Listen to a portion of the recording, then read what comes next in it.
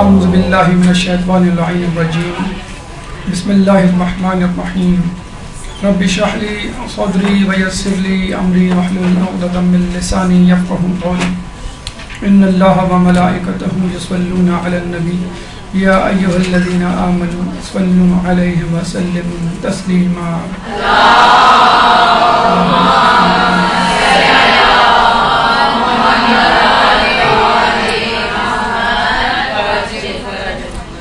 زیارت عراق کے حوالے سے ہماری گفتگو کا سلسلہ جاری ہے اور اس ضمن میں آج ہمارا 11واں درس ہے۔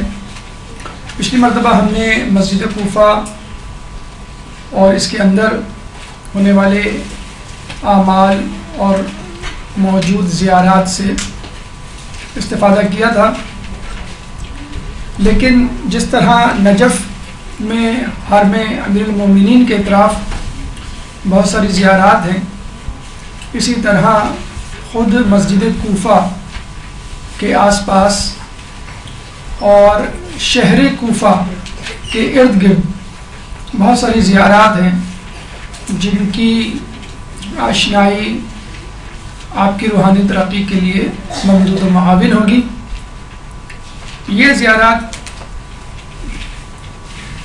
یا تو مسجد کوفہ کے آس پاس ہیں یا خود شہر کوفہ کے آس پاس۔ فرض کر لیں کہ اگر آپ مسجد کوفہ میں موجود ہیں تو کچھ زیارات کو تو آپ پیدل ہی کور کر سکتے ہیں آس پاس، جیسے میسم تمار ہے، جناب خدیجہ بنت علی، لیکن کچھ زیارات ہیں اس کے لیے آپ کو بس میں جانا پڑے گا، جیسے کمیل بن زیاد ہے، مسجد حنانہ ہے۔ تو اس کا طریقہ کچھ یوں ہوتا ہے کہ آپ ہوٹل سے نکلے نجف، آن دا وے جو زیارات آپ کے رستے میں آئیں آپ کرتے چلے گئے، اور پھر آپ پہنچتے ہیں میسم تمار کے روضے کے پاس، وہاں آپ کو اتار دیا جاتا ہے اور آپ جو ہے وہ میسم تمار، اس کے بعد بیت علی، اور پھر جو زیارت آس پاس ہے وہ کر لیں۔ ویسے تو مسجد کوفہ کی جو زیارت ہے وہ ایک اسپیل میں، ایک گو میں یا ایک دن میں نمٹا دی جاتی ہے، اور آپ کو میں نے بتایا تھا کم از کم ہاف آف دا ڈے یا 5-6 گھنٹے تو چاہیے کم از کم مسجد کوفہ میں اسٹے کرنے کے لیے، وہاں کے اعمال کے لیے اور وہاں کی روحانیت کو جذب کرنے کے لیے۔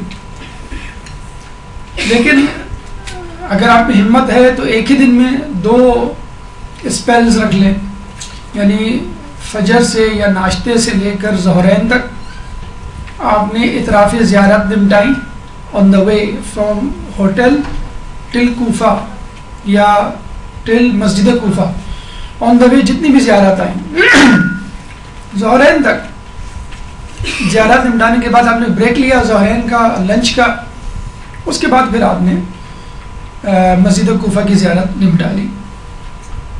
عموماً لوگ بڑا مشکل ہوتا ہے ان کے لیے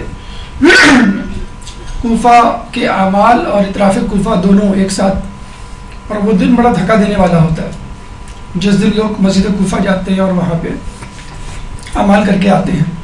لیکن جیسے کہ ہم نے بتایا ہے کہ اب نئی زیارات وجود میں آ رہی ہیں۔ ایک تو یہ کہ لوگوں کا جوش و جذبہ بڑھ گیا ہے، جس طرح جتنا دنیا میں ظلم بڑھ رہا ہے اتنا مظلوم کی طرف رغبت بھی بڑھ رہی ہے لوگوں کی۔ لوگ دیکھتے ہیں اپنے آس پاس ہونے والے ظلم، پھر لوگ کہتے ہیں کہ وہ جو سب سے بڑا مظلوم تھا ہم نے اس کو ہی نہیں دیکھا، لوگوں نے اس کی طرف توجہ نہیں کی۔ اگر وہیں پہ اپنی غلطی کا احساس ہو جاتا اور ظالم سے ہم بدلہ لے لیتے تو یہ نوبت نہیں آتی دنیا میں۔ ایک تو اس لیے، دوسری یہ کہ عراق کی جو سیاسی صورتحال ہے، معاشی صورتحال ہے، کافی بہتر ہو گئی ہے، تو کنسٹرکشن کا کام ہے وہ بڑھ گیا ہے، روڈیں بن گئی ہیں، ٹوائلٹس بن گئے ہیں، کھانے پینے ہوٹلز کے حوالے سے عمارتیں بن گئی ہیں، سہولیات پیدا ہو گئی ہیں۔ پھر وہ لوگ جو سیکیورٹی ایشوز کی وجہ سے بہت کچھ چھپائے ہوئے تھے، اب انہوں نے بہت کچھ بتانا شروع کر دیا ہے۔ مثلاً فرض کر لیں میرے گھر کے پیچھے کسی امام زادے کی قبر تھی میں نے چھپائی ہوئی تھی، نہیں بتایا تھا لوگوں کو، لیکن اب حالات ٹھیک ہیں تو نئے نئے اسپاٹس امام زادوں کی جو ہے وہ وجود پہ آ رہی ہیں. ایسا نہیں کہ وہ خدا نخواستہ ایجاد کی گئی ہیں، جی نہیں، وہ تھی موجود، تقیہ کے باعث حالات کے باعث لوگوں کو معلوم نہیں تھا. اور خود اگر معلوم بھی تھا تو ہم خود وہاں جانے سے زائرین پرہیز کیا کرتے تھے کہ حالات ٹھیک نہیں ہیں، بہت زیادہ دور نہیں جا سکتے. ابھی بھی حالات آپ 100% تو نہیں کہہ سکتے، لیکن پھر بھی بہت بہتر ہے. جیسے ایک زمانے میں ہلہ کی زیارات نہیں ہوا کرتی تھی، اب ہوتی ہیں. کچھ لوگ ہمت کر کے جو ہے وہ بغداد بھی چلے جاتے ہیں، اب سیریا بھی جانا لوگوں نے شروع کر دیا. تو مسجد کوفہ تو ہم نے اعمال کر لیے. اب اس کا طریقہ یہ ہے، آپ ہوٹل سے نکلیں، یہ جو رائج طریقہ ہے وہ یہی ہے کہ آپ ہوٹل سے نکلیں، آن دا وے گاڑی رکواتے اطراف کوفہ، اطراف مسجد کوفہ نمٹاتے in the last at the end of the day آپ پہنچے مسجد کوفہ. پھر وہاں سکون سے مسجد کوفہ کے اعمال بہتر تو یہی ہوتا ہے کہ وہ شام کے وقت ٹھنڈے ٹائم کیے جائے. اگر گرمیاں ہیں ورنہ سردیاں ہیں تو آپ دوپہر میں کر لیں. تو مسجد کوفہ آپ آخر میں پہنچے، یا پھر آپ مسجد کوفہ نمٹا کے باقی چیزیں کر لیں. تو عموماً کوفے کا نام ذہن میں آتے ہی مسجد کوفہ فقط ذہن میں ہوتی ہے کہ بس یہی ایک زیارت ہے اور نہیں ہے. حالانکہ وہاں پہ بہت ساری زیارات ہیں، جیسے نجف اشرف خود حرم امیر المومنین، لیکن اس کے آس پاس جو زیارات ہیں مولا کے چاہنے والے اور ان کی نسبت سے جو بہت سارے واقعات، معجزات، کرامات ہیں، وہ بھی باہر دیکھنے کے قابل ہے. ہاں، نجف میں حرم امیر المومنین ایک ایسا مقام ہے کہ جو جیسے انگوٹھی میں نگینہ، اسی طرح خود کوفہ بہت ساری زیارات کا مجموعہ ہے، اس میں مسجد کوفہ ایک انگوٹھے میں نگینے کی مانند ہے. جب ہم ہوٹل سے نکلیں گے تو یہ زیارات ہیں تقریباً 14 آن دا وے ٹل یو ریچ مسجد کوفہ. اس کے بعد پھر آپ مسجد کوفہ میں داخل ہوں. تو یہ ایک ایک کر کے ہم کریں گے، اس میں پریشان ہونے کی ضرورت نہیں ہے، اس کو لکھنے کی ضرورت نہیں ہے، یہ ایک ایک کر کے ہم ابھی ڈسکرائب آپ کے سامنے کریں گے. اچھا، دوسرا یہ کہ انشاءاللہ ہمیشہ جتنا اندازہ نہیں تھا آپ کی دلچسپی اور اس کا تحریر کا، تو اس کی پرنٹ آؤٹ انشاءاللہ عنقریب ہم آفس میں پہنچا دیں گے. جتنی بھی ہم نے نشستیں کی ہیں، 10 یا 11 نشستیں، تو اس کے پرنٹ آؤٹ ہمارے پاس موجود ہیں، ہمیں نہیں معلوم تھا. ہاں، وہ تمام. اچھا، اس میں یہ ہے کہ جو حدیث ہیں ان کے کمپلیٹ ریفرنسز اس میں موجود ہوتے ہیں، جو ہم پرنٹ آؤٹ آپ کو دیتے ہیں. آیات ہیں، روایات ہیں، اور اس میں ظاہر بات ہے جو بات رہ گئی ہو وہ بھی آ جاتی ہے، تو وہ موجود ہے. لیکن جس طرح ہمیں پتہ چلا کہ وہ نوٹس لکھے جا رہے ہیں اور کسی مدرسے میں پہنچ بھی گئے وہ لکھ کر، تو پھر ہمیں احساس ہوا کہ نہیں، اس کے اگر ہم خود پرنٹ آؤٹس دے دیں تو یہ موجود ہے خود ہمارے پاس پرسنل کمپیوٹر پہ. تو انشاءاللہ اگلے ہفتے سے ہم ان کو دینا شروع کر دیں گے. تو جتنی بھی آیات، روایات یا اہم نکات ہیں، اہم باتیں ہیں، انشاءاللہ آپ کو اس پرنٹ آؤٹ میں موجود ہیں، مل جائیں گی. اس پرنٹ آؤٹ کو آپ سامنے رکھ کے اگر درس سن لیں تو خود بخود آپ کو بہت ساری چیزیں ازبر ہو جائیں گی. اگر آپ بس میں بیٹھے ہوٹل سے، اچھا یہ دن آپ کو بالکل فریش رکھنا ہے. کوئی چھوٹی چیز، چھوٹی بیماری، کوئی پرابلم، کوئی ہیسل، کوئی جلد بازی نہیں ہونی چاہیے. بہت اچھی نیند لینی ہے، بلکہ عام نیند سے 1 گھنٹہ زیادہ بھی لے لیں تو بہت اچھا ہے. بہت تھکا دینے والا دن ہوتا ہے، اور کوشش کریں صبح ہی اٹھ جائیں. عموماً یہ پاکستانی قافلوں کی بہت زیادہ سستی، کاہلی ہوتی ہے، اور بہت افسوس ہوتا ہے ہم کو یہ دیکھ کر کہ ہمارے خیال میں جیسے 10 دن کا پیکج ہے تو وہ 10 دن کا پیکج نہیں ہوتا، وہ 5 دن کا پیکج ہوتا ہے. کیونکہ ہم 11-12 بجے لوگ سو کے اٹھتے ہیں وہاں پر. یہ بہت ایک افسوسناک امر ہے. اور ہمیں یاد ہے کہ جب ہم آغا سستانی کے وہاں گئے تھے ملنے کے لیے تو وہاں ایک اور قافلہ آیا ہوا تھا. وہاں ہمیں تقریباً 3 گھنٹے 4 گھنٹے لگ گئے تھے آغا سستانی کے. وہاں پہ جب ہم نکلے تو ہم نے کہا کہ بھئی وہاں بشیر نجوی کے پاس بھی چلے جائیں. سستی کاہلی ہو رہی تھی، پلس مائنس کنفیوژن، تو ہمت کر کے چلے گئے. پتہ چلا کہ وہ قافلے والے بھی موجود تھے وہیں پہ. تو ہم بڑے حیران ہوئے کہ یہ ہماری طرح چاق و چوبند لوگ ہیں. ان سے پوچھا تو پتہ چلا کہ وہ صبح کوفہ ہو کے آ گئے. وہ لوگ کوفے کے اعمال اور کوفہ گھوم کے آ چکے تھے، اور ہم ہوٹل میں انگڑائیاں جمائیاں لے کر استخارہ نکال کے پہنچے تھے کہ آج کہاں جائیں کہاں نہ جائیں. تو باہر کے جو لوگ ہیں اس میں بہت اچھا میں نے دیکھا ہے سسٹم اور آرگنائز طریقہ ہوتا ہے. ایک میں آپ کو اور بتا دوں بات، آپ بھی ذہن میں رکھیں، کاروان میں جائیں تو کاروان والوں کو بھی بتلا دیں، یہ جو بس ہے اس کا ہم استعمال نہیں کرتے صحیح. بس میں اسپیکر ہونا چاہیے. جہاں آپ جا رہے ہیں جیسے مسجد حنانہ، آن دا وے اگر بریفنگ ہو جائے مسجد حنانہ میں کیا کیا ہے، وہاں جا کر پھر آپ کو جو ہے وہ ایک اشارہ کرنا ہوتا ہے، یہ جگہ یہاں پہ یہ پڑھنا، یہاں پہ یہ کرنا ہے. ہوتا کیا ہے، سب سے زیادہ نقصان خواتین کو ہوتا ہے. اب مولانا مرد حضرات ہوتے ہیں، وہ انہوں نے بولنا شروع کیا، عموماً اسپیکر اور وہ نہیں ہوتا ہمارے پاس پورٹیبل مائک، تو وہ بولنا شروع کرتے ہیں تو لوگ جمع ہونا شروع ہوتے ہیں. ظاہر بات ہے مرد حضرات آگے آ جاتے ہیں جلدی اور عورتیں جو ہے وہ پیچھے رہ جاتی ہیں. اب آواز ان تک پہنچتی نہیں ہے. پھر عورتوں کے ساتھ بچے بھی ہوتے ہیں بیچارے، کسی کو واش روم جانا ہے، کسی کو چپل پہنانا ہے، کسی کو کچھ دینا ہے کھانا، تو بڑا نقصان ہو جاتا ہے. تو آج کل یہ سسٹم شروع ہوا ہے لیکن ہمارے یہاں ابھی بھی رائج نہیں ہے پاکستانی قافلوں میں. یہ ویسٹرن کنٹری سے جو قافلے آتے ہیں وہ بس کو بہت یوز کرتے ہیں. بس میں آپ آئسولیٹڈ ہیں، کوئی ایکسٹرنل انٹرپشن نہیں ہے، کوئی آواز کا ایشو نہیں ہے، مائک کا لیگل استعمال ہے، ورنہ اور جگہوں پہ مائک الاؤ نہیں ہوتا ہے. تو اگر آپ اندر ہی تھوڑی سی بریفنگ دے دیں کہ بھائی ہم یہاں جا رہے ہیں، یہ کام ہے. اچھا، ہم بیچاروں کو جو زائرین ہیں تھوڑے سے سیدھے سادے سے ہوتے ہیں، ان کو یہی نہیں معلوم ہوتا کہ یہ کتنے گھنٹے کا سفر ہے، کتنے منٹ کا سفر ہے. فرض کر 1 گھنٹے کا سفر ہے تو کم از کم آدمی اپنی نیند پوری کر لے، یا 5 منٹ 10 منٹ تو پھر آپ کو ایکٹیو الرٹ رکھے. اس 5-10 منٹ میں آپ سو گئے، پھر وضو ٹوٹ گیا، پھر وضو کرنے گئے اور آئے پتہ چلا کہ اعمال مس ہو گئے یا بہت ساری چیزیں مس ہو گئی. تو یہ تمام چیزیں اگر آپ آرگنائز رہ کے ذہن میں رکھ کے چلیں، بس کا استعمال ہم نے کہا کہ ضرور کریں. اس میں خراٹے لینے سے بہتر ہے اور کھانے پینے سے بہتر ہے. جو اسنیکس لے کے جاتے ہیں بہت غلط کرتے ہیں، اسنیکس بالکل نہ لے کے جائیں.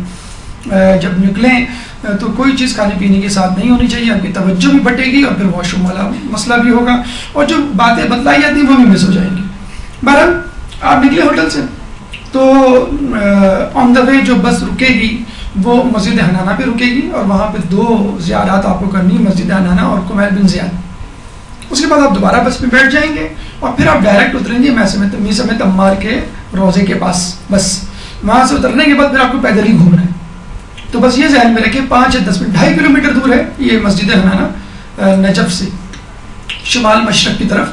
یہ جو شارع نجف ہے مین مرکزی، اس پہ واقع ہے اور یہ علاقہ جو ہے سویہ کہلاتا ہے. یہاں پہ قبرستان بھی ہے جو کہ سویہ قبرستان کہلاتا ہے اور لوگوں کو عموماً معلوم نہیں ہے، بس لوگ یہ سمجھتے ہیں یہ مسجد حنانہ ہے، اس کے ساتھ کمیل بن زیاد ہیں، دیٹس اٹ. لیکن اصل میں کمیل بن زیاد از اے پارٹ آف قبرستان جو کہ سویہ قبرستان کہلاتا ہے یا محلہ سویہ. تو اس میں بہت ساری قبریں بھی ہیں، مولا کے اصحاب کی قبریں ہیں.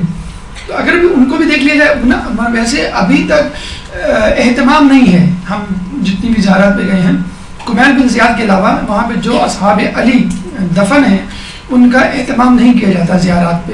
تو اگر وہ بھی اہتمام کر لیا جائے، ساتھ ساتھ تھوڑا سا گھوم کے قبرستان میں دیکھ لیا جائے تو وہ بھی آپ کے لیے تھوڑا سا، اس کے لیے کہ مجھے وہی ہے کہ انرجی آپ کو چاہیے.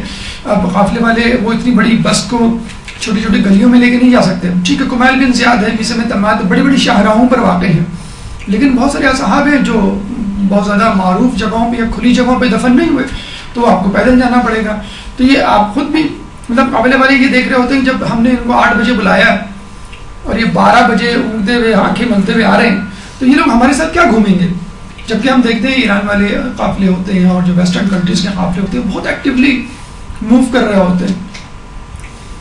ایک تو ہم ہوٹل میں وہاں ٹائم ضائع کر چکے ہوتے ہیں 2-4 گھنٹے جمع ہونے میں، اور پھر وہ بس سے جو اتر رہے ہوتے ہیں اس میں ٹائم ضائع، تو بہت ساری زیارتیں نکل، نقصان آ بھی گئے. جتنا آپ ٹائم ویسٹ کریں گے، ویٹ کروائیں گے، خود جو ہے لیٹ ہوں گے، تو آپ کی زیارت جو ہے وہ ضائع ہوگی. بہت ساری زیارت ہو سکتی ہیں، یعنی جو 10 ڈیز کا پیکج ہے ہم نے بتایا لٹرلی آپ شاید روزانہ کی بیسس پہ 5 یا 6 گھنٹے جو سے کہتے ہیں نا کہ انرجیٹک ڈائنامک آپ جو خرچ کرتے ہیں وہ 5-6 گھنٹے کرتے ہیں.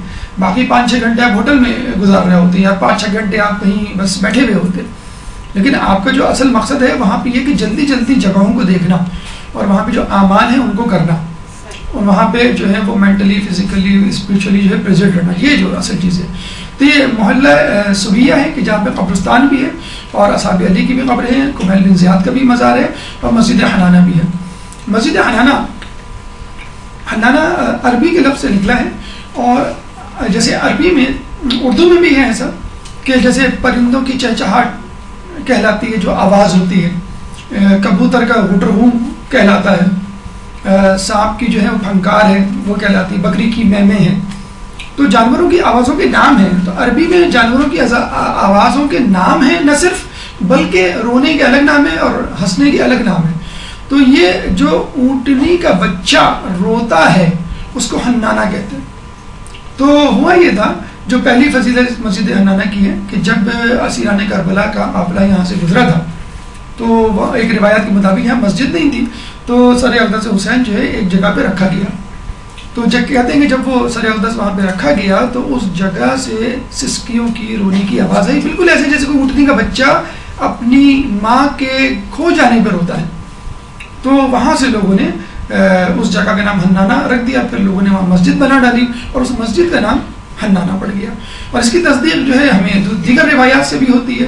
مثلا جب ہمارے چھٹے امام امام جعفر صادق علیہ السلام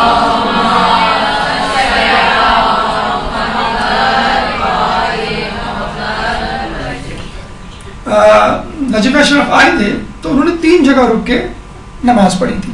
ایک تو یہی مسجد حنانہ سر اقدس حسین والی جگہ، دوسری جو ہے وادی سلام مقام امام صادق علیہ السلام، اور تیسری مرقد امیر المومنین. تو 3 جگہوں پہ انہوں نے اہم ترین جگہیں جسے کہہ لیجیے کہ تھی کہ جہاں پہ آپ نے جو ہے وہ نماز ادا کی تھی. اور ایک جگہ جب وہ نماز ادا کر رہے تھے یہی حنانہ کے پاس تو لوگوں نے پوچھا تھا کہ آپ یہاں نماز کیوں پڑھ رہے ہیں؟ انہوں نے کہا کہ یہاں پہ سر اقدس حسین جو ہے وہ لا کے رکھا گیا تھا. ایک جو روایت ہے، دوسری روایت، اس میں یہ ملتا ہے کہ جب مولا علی کی میت جنازہ وہاں سے گزر رہا تھا، ان کی شہادت کے بعد لوگ لے کے جا رہے تھے تو تھوڑی دیر کے لیے وہاں رکھا گیا جنازہ. اور کچھ لوگ کہتے نہیں، جنازہ گزر رہا تھا، یہاں پہ جو موجود مسجد تھی پہلے سے وہاں سے رونے کی آوازیں بلند ہوئی. اور یہ بھی ملتا ہے کہ مسجد میں ایک مینار تھا جو باقاعدہ جھک گیا تھا تعظیم میں، تو وہاں سے لوگوں نے جو ہے وہ جو رونے کی آواز تھی وہی اونٹنی کے بچے کے رونے کی آواز تھی. وہاں سے لوگوں نے اس مسجد کا نام، جو مسجد تھی موجود، اس مسجد کا نام مسجد حنانہ رکھ دیا.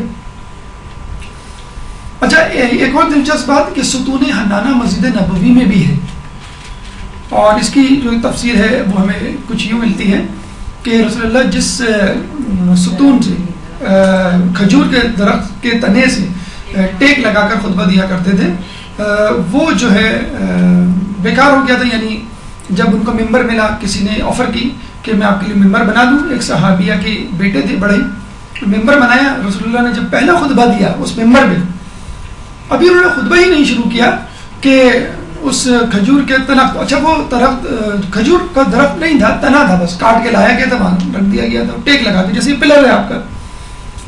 تو آپ نے خطبہ شروع نہیں کیا، وہاں سے رونے کی آواز، اور اتنی ایسی رونے کی آواز کہ اصحاب رسول بھی رونے لگے. تو رسول اللہ اٹھے اور گئے، اس کو گلے لگایا، اس سے کچھ بات کی، پھر بھی وہ رونا شروع کر دیا. اس نے رونے لگا، چپ نہیں ہوا، جیسے بچوں کو چپ کراتے ہیں، مشکل کچھ آفرز کرتے ہیں اس کو، چاکلیٹ کی، اس کی اس کی، پھر ایک بہت بڑی سی آفر کرتے ہیں تو وہ چپ ہو جاتا ہے.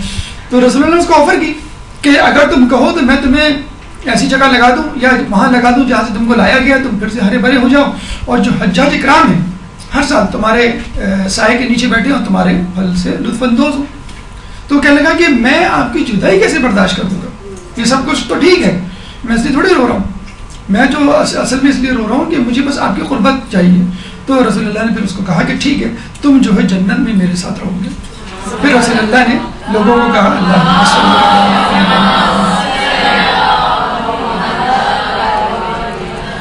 لوگوں نے پھر حکم دیا کہ اس تنے کو جو ہے وہیں پہ دفنا دیا جائے.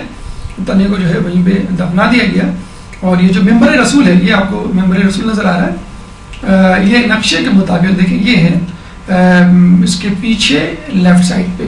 جب آپ نماز پڑھتے ہیں، یہ ریاض الجنہ ہے، یہ وہ جگہ جو جنت کا ٹکڑا ہے، اور یہاں پہ بڑی دھکم پھیل ہوتی ہے. تو یہاں پہ جب نماز پڑھتے ہیں، نماز پڑھنے کے بعد آپ پیچھے نہیں جا سکتے، آپ کو آگے جانا ہوتا ہے. تو یہ ہے روٹ آف ایگزٹ. بس جب آپ نکل رہے ہوتے ہیں تو اس کو آپ ہاتھ لگاتے ہوئے نکل جائیں. یہاں پہ شوختے کھڑے ہوئے ہوتے ہیں. تو یہ جو ہے وہ ستون ہے کہ جس سے رونے کی آواز وہاں جو تنا تھا وہاں پہ موجود تھا.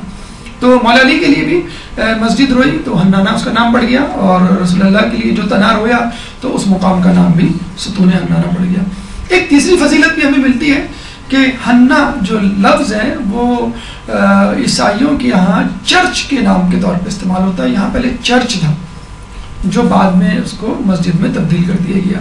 تو یہ بھی ایک بڑی بات ہے. جیسے کعبہ تھا جہاں پہ بت پرستی ہوتی تھی تو بت توڑ کے وہاں پہ جو ہے وہ خانہ کعبہ میں اللہ کی عبادت شروع ہو گئی. یہاں پہ مسجد بنا کر اللہ کے لیے نمازیں لوگوں نے پڑھنی شروع کی. بہرحال ایک بات یہاں پہ ثابت ہو گئی کہ جنوں انس اور ملائکہ کیا حیوانات اور جمادات اور نباتات بھی گریہ وزاری کرتے ہیں اہل بیت کی فرقت میں, اہل بیت کی جسے کہتے ہیں جدائی میں. تو اگر کوئی آپ کے گریہ پہ اعتراض کرے تو اس کو رسول اللہ کے مسجد نبوی کے ستون حنانہ کی مثال دیجیے کہ وہاں پہ بھی تو ایک ستون ہے, اس کا نام ستون حنانہ کیوں رکھا ہوا ہے کہ وہ تنا کیوں رویا تھا. جب وہ تنا کھجور کا تنا رو سکتا ہے رسول اللہ کی فرقت میں جدائی میں, تو یہ مسجد حنانہ نہیں رو سکتی. کیا کربلا کے واقعے پہ کوئی پتھر نہیں رو سکتا, کوئی جن نہیں رو سکتا, یا کوئی جسے کہتے ہیں نباتات میں سے کوئی درخت نہیں رو سکتا؟ جب یہ سب کچھ رو سکتے ہیں تو ہم کیوں نہیں رو سکتے اہل بیت کی جدائی میں یا اہل بیت میں ہونے والے مظالم میں؟ یہاں پر آپ رکیے اور وہ منظر یاد کیجئے کہ جب سر اقدس حسین وہاں سے گزرا ہوگا, وہ منظر یاد کیجئے جب مولا علی کی جو ہے میت کو لے کے لوگ جا رہے ہوں گے جسد اطہر کو, اور اس کے بعد ایک دعا ہے اللہم انکا تری مکانی و تسمع کلامی. اس کے بعد وہ زیارت بھی پڑھی جا سکتی ہے کہ جو ہم نے حرم امیر المومنین میں مقام راس الحسین پہ پڑھی تھی. اگر آپ کو یاد ہوگا کہ وہ مقام کے جہاں پہ چھٹے امام آئے تھے اور اپنے بڑے بڑے حضرت اسماعیل کے ساتھ رک کر زیارت امیر المومنین پڑھی تھی, اور پھر اپنے بیٹے کو کہا تھا کہ اب تم زیارت امام حسین پڑھو. انہوں نے کہا کہ امام حسین تو کربلا میں ہے. انہوں نے کہا کہ نہیں, کہ جب وہ یہاں سے قافلہ گزرا تھا تو ان کا سر اقدس یہاں دفنا دیا گیا. تو ایک روایت ہمیں یہ بھی ملتی ہے. تو وہ روایت, وہ زیارت جو سر اقدس حسین کے حوالے سے حرم امیر المومنین میں پڑھی جاتی ہے, وہ زیارت یہاں پہ بھی پڑھ سکتے ہیں ہم. اس کے بعد مسجد حنانہ سے جب آپ باہر نکلیں گے تو کمیل بن زیاد کا روضہ بالکل سامنے ہی ہے, اور صوبیہ محلہ یا صوبیہ قبرستان جو ہے وہاں پر یہ موجود ہے. کمیل بن زیاد مولا علی کے بہت ہی مشہور شاگرد صحابی گزرے ہیں. مولا کے ویسے تو بہت سارے شاگرد ہیں, اصحاب سر یا اصحاب خاص مولا کے وہ صحابہ تھے کہ جن کے لیے کہا جاتا تھا کہ وہ ہر جنگ میں ہر اول دستے بالکل آگے کھڑے رہتے تھے کہ جب تک دشمن ہمیں نہیں مار لے گا اس وقت تک مولا تک نہیں پہنچ سکتا. اور یہی لوگ پھر امن کے دور میں مولا کے ہر حکم کے اجرا میں مولا کی مدد کیا کرتے تھے. یعنی یوں سمجھ لیجیے ایک ٹانگ پہ کھڑے رہتے تھے مولا کی خدمت کے لیے, کسی بھی قسم کی خدمت ہو, جنگ ہو یا امن ہو. جو کم سے کم تعداد بتائی گئی ہے وہ 6000 بتائی گئی ہے, لیکن 1000 اس کی تعداد جو ہے وہ 10,000 یا اس سے بھی زیادہ ہے. لیکن ان 6000 میں بھی جو چند گنے چند لوگوں کو جو نام لیا جاتا ہے وہ تو سب سے پہلے تو مالک اشتر کے لیے لیا جاتا ہے. اس کے بعد جو ہے وہ کمیل بن زیاد ہیں, عیسی بن تمار ہیں, اور پھر دیگر جن کے بھی نام آپ کو ہم بتلائیں گے. تو کمیل بن زیاد ایک نام ہے اور بہت ہی ماشاءاللہ قداور شخصیت ہیں, صحابی امیر المومنین ہیں. بہت انہوں نے دقتیں, زحمتیں, مشکلات انہوں نے اٹھائی ہیں. یہ محل وقوع ہے کمیل بن زیاد کے روضے کا جو مسجد حنانہ کے بالکل سامنے واقع ہے, اور یہ خود علاقہ جو ہے تقریباً 2.5 کلومیٹر 5-10 منٹ کی ڈرائیو ہے. نجف سے آپ نکلتے ہیں وہاں پہ آپ کو مل جائے گا. جس قبیلے سے ان کا تعلق تھا اس قبیلے کا نام تھا نخاع, بنو نخاع. اور یہ ایسا قبیلہ تھا یعنی پورا کے پورا قبیلہ, ورنہ تو ہوتا یہ ہے کہ قبیلہ کا ایک فرد, دو فرد, ایک خاندان, دو خاندان, یا سینکڑوں افراد, چند 100 افراد نہیں, پورا کا پورا قبیلہ جو ہے رسول اللہ کی خدمت کے لیے, اسلام کی خدمت کے لیے تیار رہتا تھا. کہ اس کے لیے باقاعدہ رسول اللہ نے دعا مانگی تھی اللہم بارک فی النخاع, کہ اللہ تو قبیلہ نخاع پر اپنی برکت بھیج. یعنی پورے کے پورے قبیلے پہ, یعنی تقریباً 100% قبیلہ ایسا تھا یا اس قابل تھا کہ رسول اللہ نے تمام قبیلے والوں کے لیے جو ہے وہ دعا کی تھی. کمیل بن زیاد کا جو قبول اسلام ہے وہ بڑا دلچسپ ہے. آخری حج سے 6 مہینے پہلے رسول اللہ نے خالد بن ولید کو یمن کی طرف بھیجا کہ وہاں کے لوگوں کو اسلام کا پیغام پہنچاؤ. لیکن وہاں پہ کچھ مس انڈرسٹینڈنگ ہو گئی، کچھ کنفیوژن ہو گیا کہ وہاں کے لوگ جو ہے وہ خالد بن ولید کی بات پر لبیک نہ کہہ سکے، بلکہ لڑائی ہو گئی اور باقاعدہ انہوں نے پتھراؤ شروع کر دیا. بات جب رسول اللہ تک پہنچی تو رسول اللہ نے فوراً مولا علی کو بھیجا کہ تم کچھ لوگوں کو لے کے یمن روانہ ہو، دیکھو کیا معاملہ ہے. تو مولا علی سپاہیوں کو لے کے جب یمن پہنچے، اچھا یہ وہی واقعہ ہے کہ جس کو بنیاد بنایا جاتا ہے غدیر خم کی. ٹھیک ہے، وہ کیا بنیاد ہے کہ مولا علی نے جو اعلان کیا تھا من کنت مولا فہذا علی مولا، وہ اس لیے کیا تھا کہ یمن میں مسلمانوں کے دو گروہوں کے درمیان کچھ مس انڈرسٹینڈنگ ہو گئی تھی، تو لوگوں نے مولا علی کے خلاف کچھ کہنا شروع کر دیا تھا. تو رسول اللہ نے کہا تھا کہ مولا علی کو برا نہ کہو، یہ سب کے دوست ہیں. یہ وہی واقعہ ہے، لیکن یہ تھوڑا سا مس انٹرپریٹ کیا جاتا ہے. واقعہ جو ہے وہ یہ ہے کہ جب ان لوگوں سے بات نہیں بنی تو مولا علی آئے. مولا علی کو جب دیکھا تو ان کے ذہن میں یہی ہوا کہ یہ بھی پہلے والوں کی طرح ہیں. خیبر میں کیا ہوا تھا کہ رسول اللہ نے علم دیا کرتے تھے، جاتے تھے واپس آ جاتے تھے، جاتے تھے واپس. جب مولا علی کو علم دیا تو وہ فتح حاصل کر کے لوٹے. ہر جگہ تلوار کی ضرورت نہیں ہوتی، خیبر میں تلوار کی ضرورت نہیں، وہ مطلب لاتوں کے بھوت تھے، باتوں سے نہیں مان سکتے تھے. تو یہاں پہ یہ وہ معاملہ نہیں تھا. ایک اسٹریٹجی، ایک حکمت عملی ہوتی ہے. آپ صرف مجاہد ہی نہیں ہیں، آپ جو ہیں وہ مبلغ بھی ہیں. مبلغ ایک الگ انداز رکھتا ہے، مجاہد ایک الگ.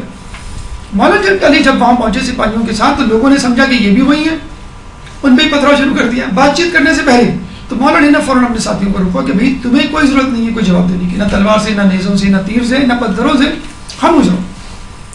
اور کافی دیر تک ان کی جو ہے سنگ باری برداشت کرتے رہے. خون سے لہو لہان ہو گئے اور وہ یمن کے لوگ جب مارتے مارتے تھک گئے تو وہ پریشان. پھر ان کے بڑے بوڑھوں نے چپ کرایا، ان کو روکا، کہنے دیکھ تو لو یہ کون لوگ ہیں، یہ تو کچھ اور مجھے نظر آ رہے ہیں، ہمیں یہ تو کچھ بھی نہیں کہہ رہے ہم کو. تو گئے معذرت کی اور کون ہے کہاں کریں، ہم وہیں سے آئے جہاں سے یہ لوگ آئے. پھر انہیں اسلام کا پیغام پہنچایا تو ان کو بہت اچھا لگا کہ واقعی ہم تو نہیں سمجھ پائے تھے پہلے. تو وہاں پہ جو بڑے بڑے قبیلے تھے، قبیلہ حمدان، قبیلہ نقا، جو بڑے بڑے قبیلے تھے یہ ایمان لائے. اور ان ایمان والوں میں کون لوگ شامل تھے؟ مالک اشتر. کون لوگ شامل تھے؟ کمیل بن زیاد، حجر بن عدی، اویس قرنی. کیا نام ہے آپ دیکھیں. فقط مولا علی کی عجز و انکساری، صبر و تحمل کی وجہ سے. اب ظاہر سی بات ہے ایک گروہ کو بھیجا جائے گا وہ ناکام ہوگا، پھر دوسرے گروہ کو بھیجا جائے گا وہ کامیاب ہو جائے گا. تو مس انڈرسٹینڈنگ اور حسد اور ایک پروفیشنل جیلسی والی خصوصیت تو پیدا ہوگی.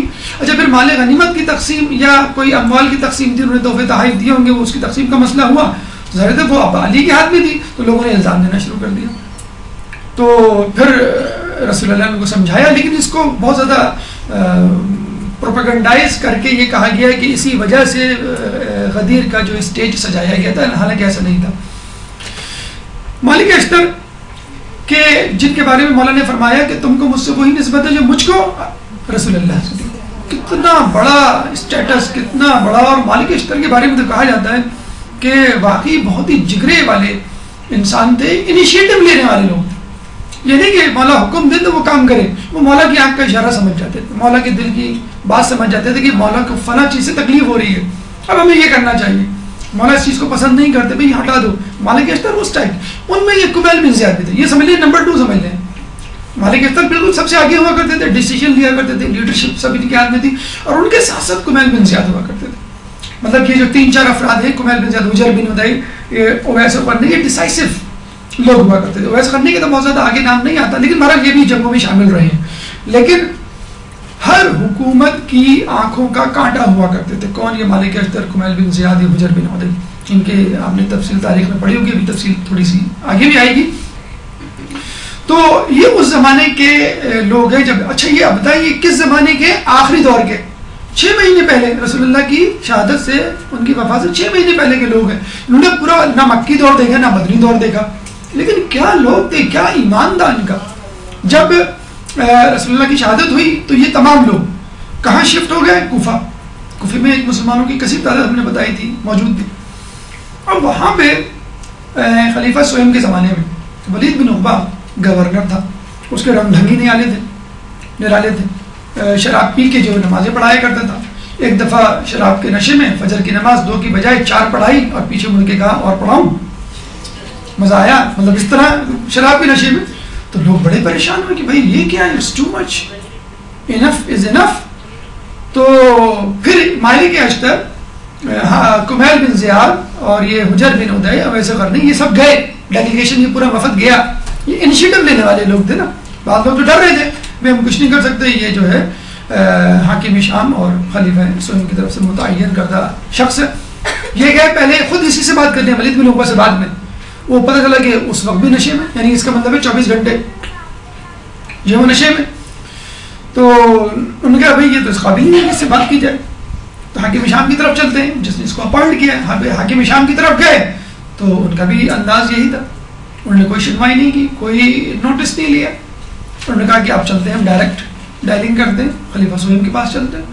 تو یہ ولید بن مالک اشتر, کمیل بن زیاد, حجر بن ادے اور دیگر افراد چلے مدینے کی طرف. رستے میں ربضہ نامی مقام میں کس سے ملاقات ہوئی؟ ابو ذر غفاری سے. پتہ چلا کہ وہ وہاں پہ بھی حالات کم و بیش یہی ہیں, خود ابو ذر غفاری کو نکالا ہوا ہے, جلا وطن کیا ہوا ہے. اب لوگوں نے کہا کہ حالات تو بہت سیریس ہیں, کہنے کہ بہرحال ہم نے تو تہیہ کیا ہوا ہے کہ ہم آواز تو اٹھائیں گے. اب یہ پورے لوگ تقریباً 40 کی تعداد میں ہو گئے لوگ. اب یہ خلیفہ اول کے بیٹے محمد بن ابو بکر بھی شامل تھے اس میں. اب یہ پہنچے خلیفہ سوئم کے پاس, ان کو کہا تو انہوں نے بھی کوئی نوٹس نہیں لیا, کہیں گے نہیں تمہاری غلط فہمی ہے, ایسا ہے ویسا ہے. پھر یہ وفد آیا مولا علی کے پاس, انہوں نے کہا کہ بھائی یہ معاملہ ہے, یہ کریں. کہا ٹھیک ہے میں سمجھاتا ہوں. مولا گئے, سمجھایا, تو خلیفہ سوئم نے کہا ٹھیک ہے میں آپ کی شکایت دور کر دیتا ہوں, تبدیل کر دیتا ہوں, فلاں یہ وہ, سیٹسفائی کر دیا. واپس آئے تو مروان بن حکم نے کہا کہ تم لوگوں سے سختی سے کام لو, یہ باغی ہیں, ان کو جو ہے وہ تخت دار پہ لٹکا دو, یہ سب سدھر جائیں گے. انہوں نے ایک خط لکھ کر حاکم شام کو بھی لکھ بھیجا کہ جیسے یہ لوگ تمہارے پاس پہنچے ان کو قتل کر دینا, اور ان کو یہ کہا کہ تم لوگ جاؤ, میں نکال دوں گا, میں برطرف کر دوں گا, معزول کر دوں گا ولید بن عقبہ کو. جب یہ ایک صحرا میں پہنچے تو پتہ چلا ایک گھڑ سوار جو ہے بہت تیزی سے بھاگتا ہوا جا رہا ہے, اس کو روکا. تو پہلے وہ گھبرایا, تلاشی لی, کچھ نہیں نکلا. کیا بچا ہے؟ کہنا سب ساری چیزوں کی تلاشی لے لی, فقط کھانے کا سامان اور پانی بچا ہے, مشکیزہ. کہیں گے یہ دونوں کی تلاشی لوں. تو مسکیچہ جب کھولا تو اس میں جو ہے وہ ایک دھات کی نلکی تھی. اس دھات کی نلکی کو کھولا تو اس میں خط تھا. کسی کو تصور بھی نہیں کر سکتے کوئی کہ مشکیزے کے اندر کوئی خط ہوگا. تو اس خط میں یہ سب لکھا ہوا تھا, اور مروان بن حکم کی اسٹیمپ تھی اس میں. اب یہ خط لے کے واپس آئے خلیفہ سوئم کے پاس, بھائی یہ کس کی اسٹیمپ ہے؟ کہیں گے یہ میری اسٹیمپ ہے لیکن میں نے نہیں لگائی. انہوں نے کہا کہ جب تم اس مہر پہ قابو نہیں رکھ سکتے تو عوام پہ کیا قابو رکھو گے, یا تمہارے منتظمین کیسے تمہارے قابو میں ہوں گے. اور پھر وہ بڑا بلوا فساد ہوا. مولا علی نے حسن حسین کو بھیجا کسی طرح کول ڈاؤن کریں, مسئلے کو رفع دفع کریں, لیکن ہو نہیں سکا. خود مدینے کے لوگ کافی جو ہے وہ خلاف ہو گئے, اور پھر جو ہے وہ خلیفہ سویم کا اسی اس میں جو ہے وہ انتقال ہو گیا. اس کے بعد یہ لوگ آئے مولا علی کے پاس. یہ انہوں نے پہلا انیشیٹو لیا تھا. یہ اولین لوگ تھے, مالک اشتر, حجر بن ادے اور کمیل بن زیاد, جنہوں نے پہلی مرتبہ آ کے مولا علی سے کہا آپ کو خلافت لینی چاہیے, آپ ہی ڈیزرو کرتے ہیں. تو مولا علی نے ان کو سمجھا بجھا کے بھیج دیا, ایسے نہیں میں اس طرح نہیں خلافت لے سکتا. جب مولا علی نے سمجھا بجھا کے بھیج دیا, پھر دوبارہ لوگ آ گئے کہ ہم قیامت میں آپ کا گریبان پکڑیں گے اگر آپ نے خلافت نہیں لی, حالات بہت خراب ہیں اور آپ کے علاوہ کوئی بھی اس قابل نہیں ہے. پھر مولا علی نے جو ہے وہ خلافت لی. یہی لوگ ظاہر سی بات ہے مولا علی کے ساتھ بھی تھے. مالک اشتر دستے راست تھے, کمیل بن زیاد دستے راست تھے. تو لوگوں نے اعتراض کرنا شروع کر دیا کہ آپ کے ساتھ جو لوگ ہیں خلیفہ سوئم کے قاتل ہیں, آپ ان کو تخت دار پہ چڑھائیں. تو انہوں نے کہا کہ ٹھیک ہے پہلے میری بیعت تو کر لو, مجھے خلیفہ تو مان لو.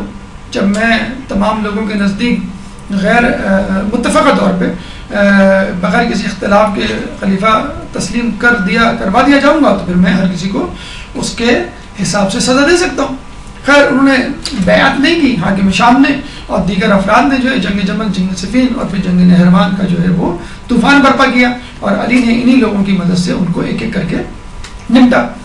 مولا علی کی خلافت میں آپ کو حیث نامی علاقے کا گورنر بنایا گیا, کمیل بن زیاد کو.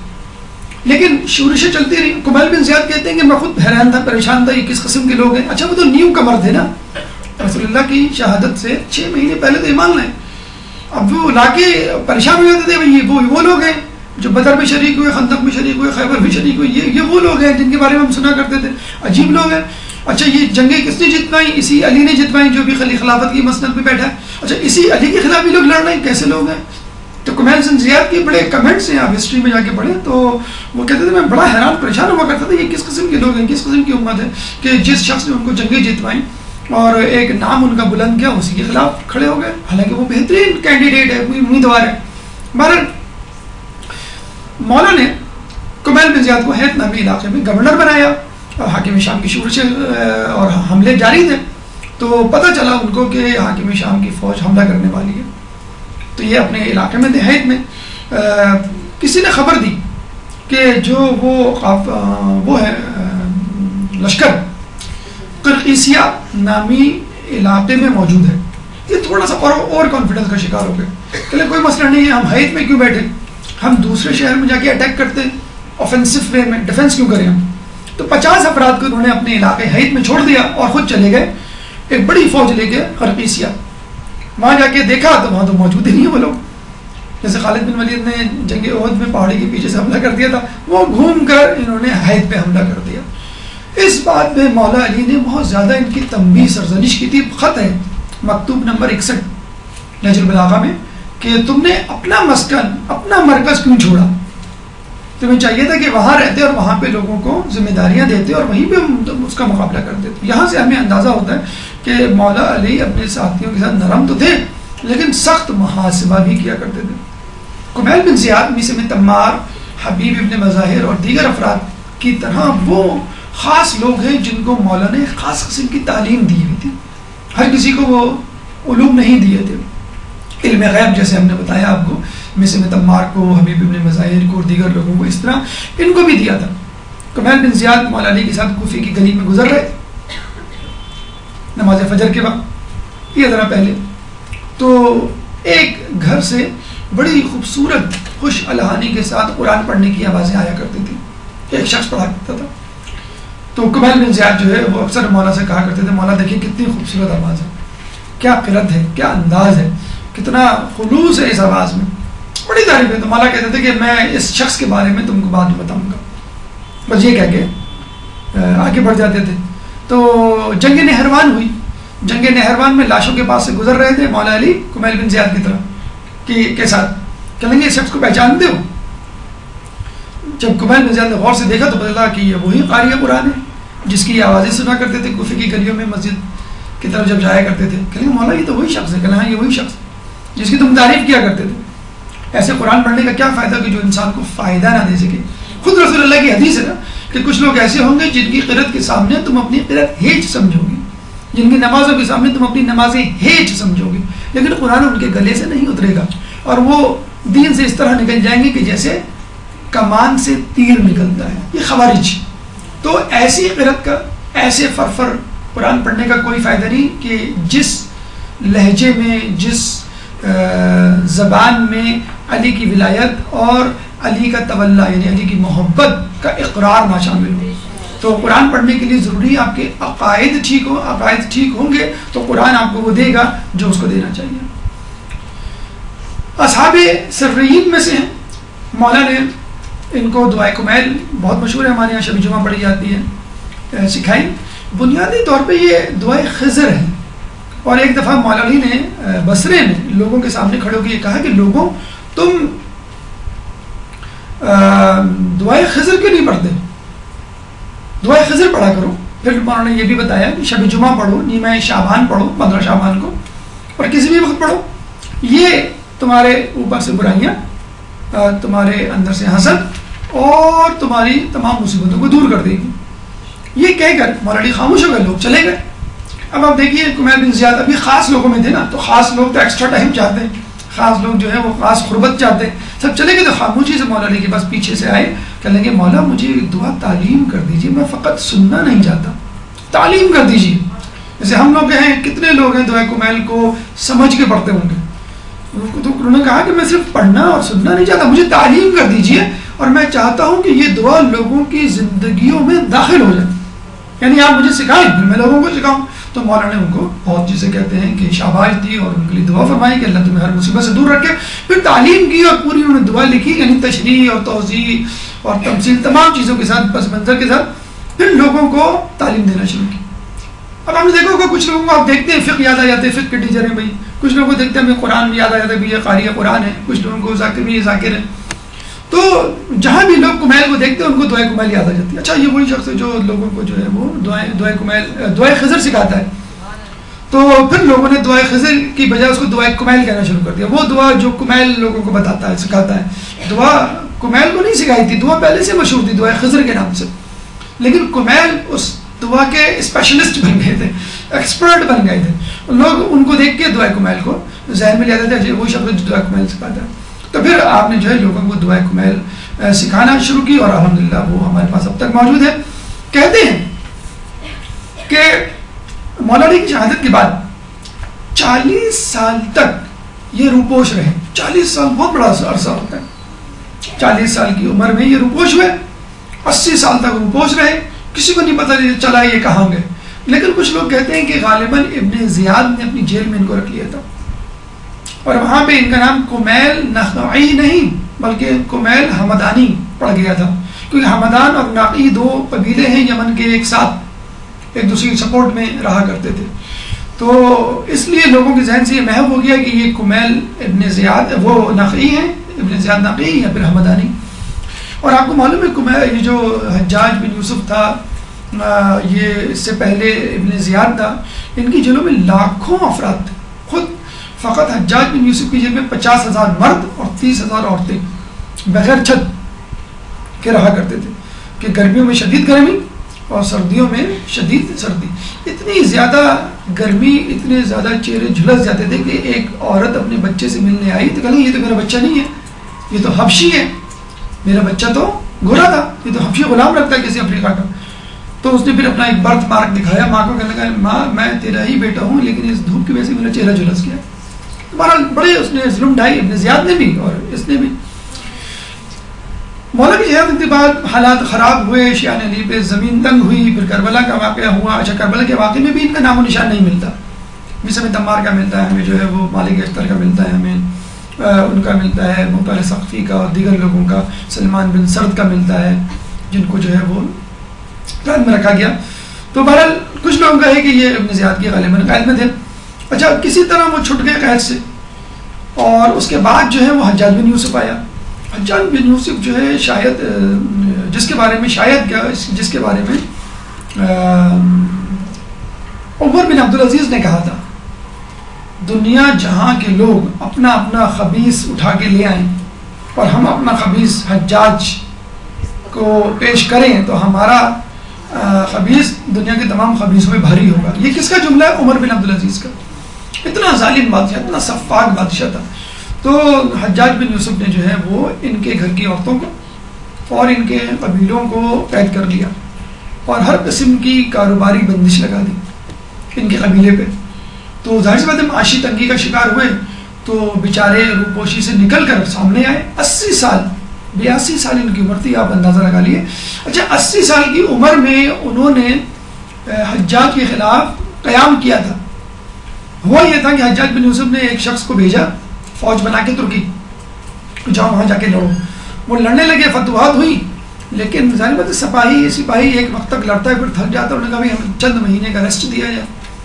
جب حجاج بن یوسف کو لکھا تو حجاج بن یوسف نے پلٹ کے کہا کہ تم پہ بھی لعنت اور لشکر پہ بھی لعنت. وہ بڑا غصے میں آ گیا اور بھر گیا اور لشکر کو بتایا کہ یہ جواب آیا حجاج بن یوسف کی طرف سے.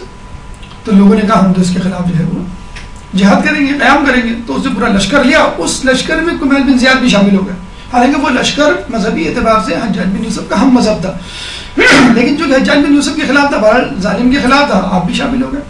اور حجاج تو انتظار میں تھا کس طرح کمیل بن زیاد کو جو ہے میں پکڑوں. تو ان کے گھر والوں کو، قبیلے والوں کو جب زندان میں قید کیا تو کمیل بن زیاد خود پھر آ گئے سامنے کہ میری وجہ سے میرے گھر والوں، قبیلے والوں کو کیوں تنگ کر رہے ہو. تو حجاج بن یوسف نے کہا سامنے آنے پر اب بھی تیرے پاس وقت ہے، ابھی بھی تو علی سے براعت کا اعلان کر، میں آج تیری جان بخشی کر دیتا ہوں. لیکن کمیل بن زیاد نے جواب کیا دیا؟ جواب تو یہ ہونا چاہیے تھا کہ بس جس کے ہاتھ میں بیعت کر لی اور میں علی کے ماننے والوں میں سے ہوں، دیٹس اٹ. دیکھا جائے تو یہ جواب ایک تعصب پہ مبنی ہو جاتا ہے.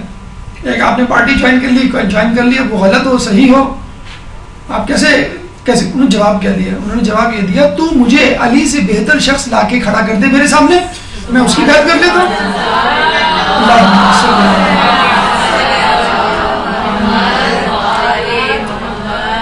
تو علی سے بہتر راہ مجھے دکھلا دے, میں اس راہ پہ چل پڑتا ہوں. کوئی جواب نہیں دے سکا, کوئی جواب تھا ہی نہیں, کوئی بہترین شخص تھا ہی نہیں. تو بات علی اور غیر علی کی نہیں ہے, بات ہے حق کی, بات ہے بہترین طریقے کی. جو بہترین طریقہ ہوگا اس کی طرف میں جاؤں گا, اس کی طرف میں لبیک کہوں گا. اور میں کیا کروں, کوئی اور طریقہ کوئی اور شخصیت ہے ہی نہیں. مگر یہ وہ واقعات ہیں, یہ کمیل کی جو ہیں وہ قربانیاں ہیں جو ہمیں اپنے ذہن میں رکھنی چاہیے.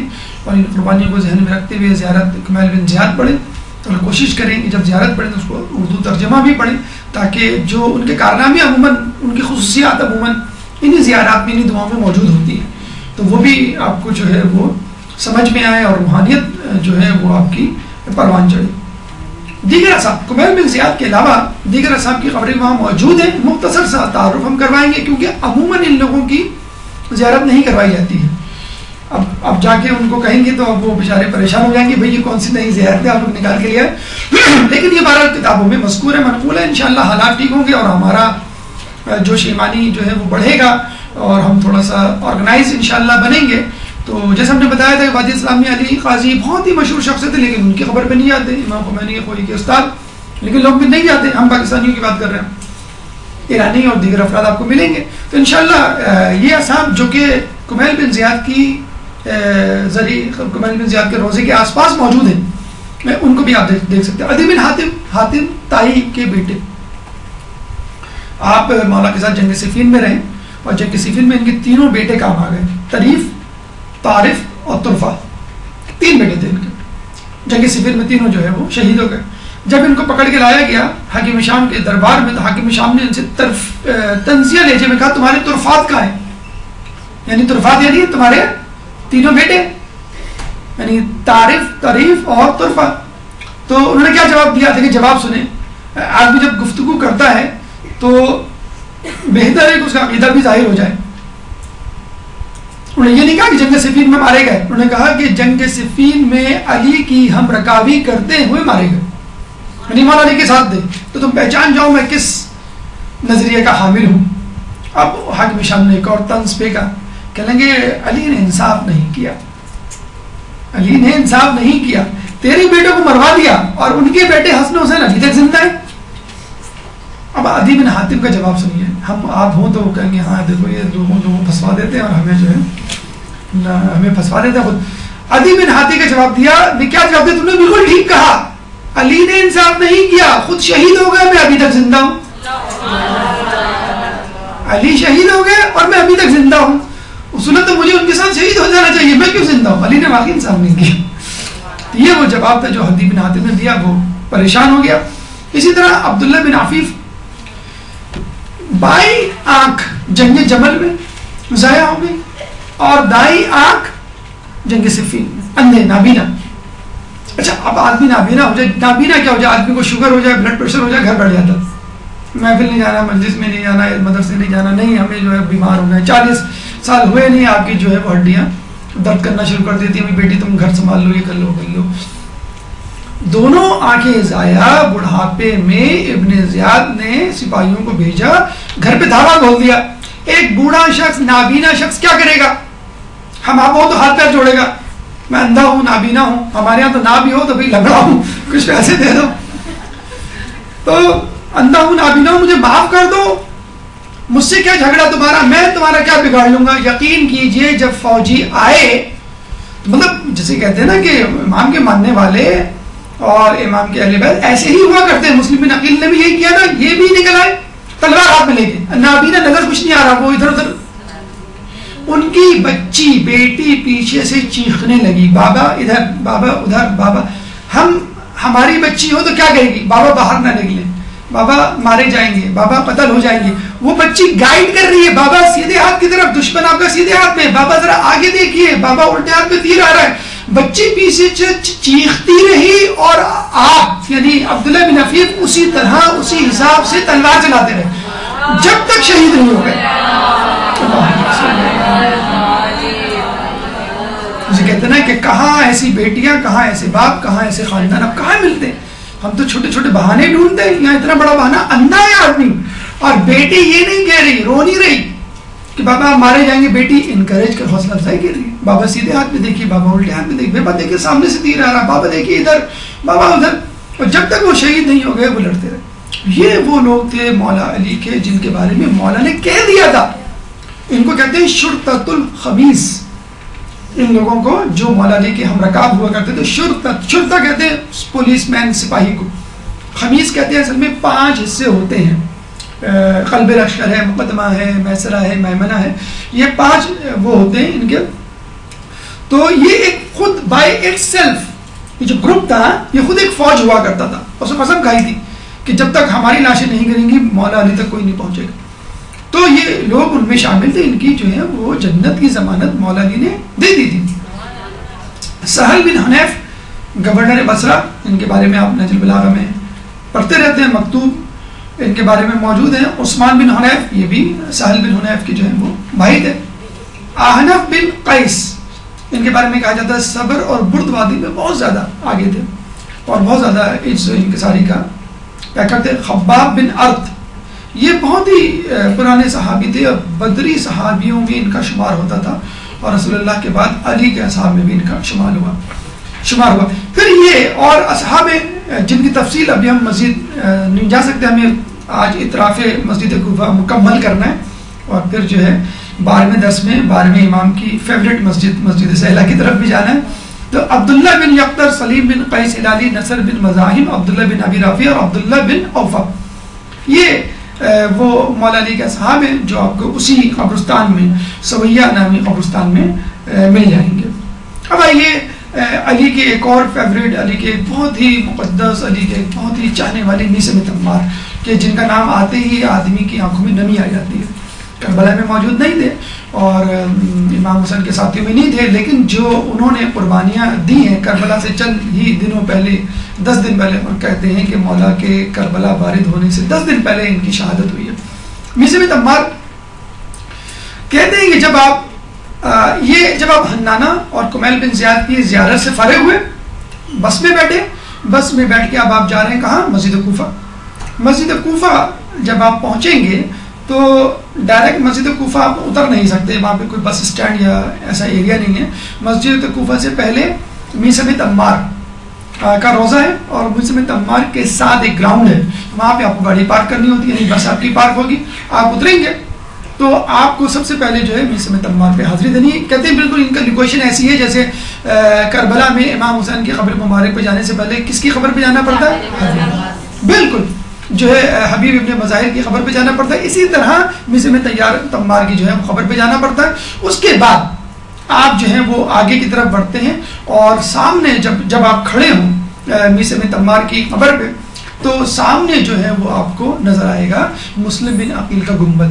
کہتے ہیں کہ میثم تمار اور مسلم بن عقیل کا گنبد اور اس کے درمیان کی راہداری بالکل بین الحرمین کی طرح ہے، مولا عباس امام حسین کے، اور بالکل اتنا ہی تقریباً راستہ ہے اور وہی جو ہے وہ ماحول ہے، وہی چہل قدمی کرتے ہوئے آدمی اپنے آپ کو جنت میں محسوس کر رہا ہوتا ہے. تو میثم تمار اپنے کھجور کے درختوں کے ساتھ وہاں موجود ہیں، اور کھجور کا درخت بھی کہتا ہے کہ میں نے ابھی تک تیرا ساتھ نہیں چھوڑا، تو تنہا تھا، میں درخت کا تنا تھا، تو نے جو ہے وہ قسم کھائی تھی تن من دھن جو ہے وہ لگا دوں گا، لیکن مولا سے برات نہیں کروں گا. میں بھی جو ہے وہ قسم کھا کے بیٹھا تھا، میں بھی تیرے ساتھ تن من دھن کی قربانی دوں گا. تو دونوں نے دشمن کا مقابلہ سینہ تان کے کیا. میثم تمار کے جب مرکزی گیٹ پہ آپ داخل ہوتے ہیں، اندر جاتے ہیں تو دیوار ایک ستون ہے، اس پہ 5ویں امام باقر علیہ السلام کی حدیث موجود ہے. اللہم صلی اللہ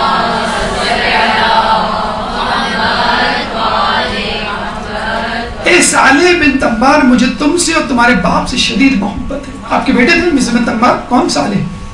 تو کیا ہی خوبصورت، کیا ہی مقدس خاندان کہ باپ بھی پاک و پاکیزہ، اس سے بھی محبت کا اظہار، بیٹا بھی پاک و پاکیزہ، اس سے بھی محبت کا اظہار. یہ دیکھیں بالکل بین الحرمین، آپ میثم تمار کے روزے پہ پشت کر کے کھڑے ہوں تو یہ بالکل اس طرح کا خوبصورت سا گنبد مسلم بن عقیل کا، اور اس کے سامنے جو ہے وہ مختار ثقفی کا جو ہے وہ گنبد نظر آ رہا ہے آپ کو، اور بالکل واکنگ، اب تو وہ شٹل سروس شروع ہو گئی ہے، لیکن وہ اکثر لوگ جو ہیں وہ واک کر کے جاتے ہیں. جب واک کر کے وہاں پہنچتے ہیں تو پہلے بیت علی اور اس کے بعد مسجد کوفہ نظر آتی ہے. آپ بنی اسد سے تعلق رکھتے تھے، مولا علی نے آپ کو خرید کے آزاد کیا، اور جب آزاد کیا تو پوچھا تمہارا نام کیا ہے؟ تو انہوں نے کہا میرا نام سالم ہے. اچھا، رسول نے تو مجھے خبر دی تھی کہ تمہارا نام میسم ہے. تو انہوں نے کہا شرمندگی سے کہ ہاں آپ نے صحیح کہا، میرے ماں باپ نے میرا نام جو ہے وہ میسم رکھا ہے. کہنا بس پرانا نام ہی سے اچھا ہے، بہتر ہے. اور پھر یہ کھجوریں بیچتے تھے، تو تمر کہتے ہیں کھجور کو عربی میں، تو ان کا نام تمار جو ہے وہ پڑ گیا. اس کا ایک واقعہ بھی آپ نے سنا ہوگا. اچھا، مولا علی اس واقعے کے بعد خلیفہ تھے. جب آدمی خلیفہ ہو، حکمران ہو، خلیفہ حکمران کیا ہو، تھوڑے سے پیسے آ جائیں، گاڑی اچھی آ جائے، ایک اچھا گھر ہو جائے، تو ہم اپنے غریب رشتہ داروں کو تھوڑا ڈسٹینس پہ رکھ دیں، کس طرح سے فاصلہ رکھ کے بات کریں.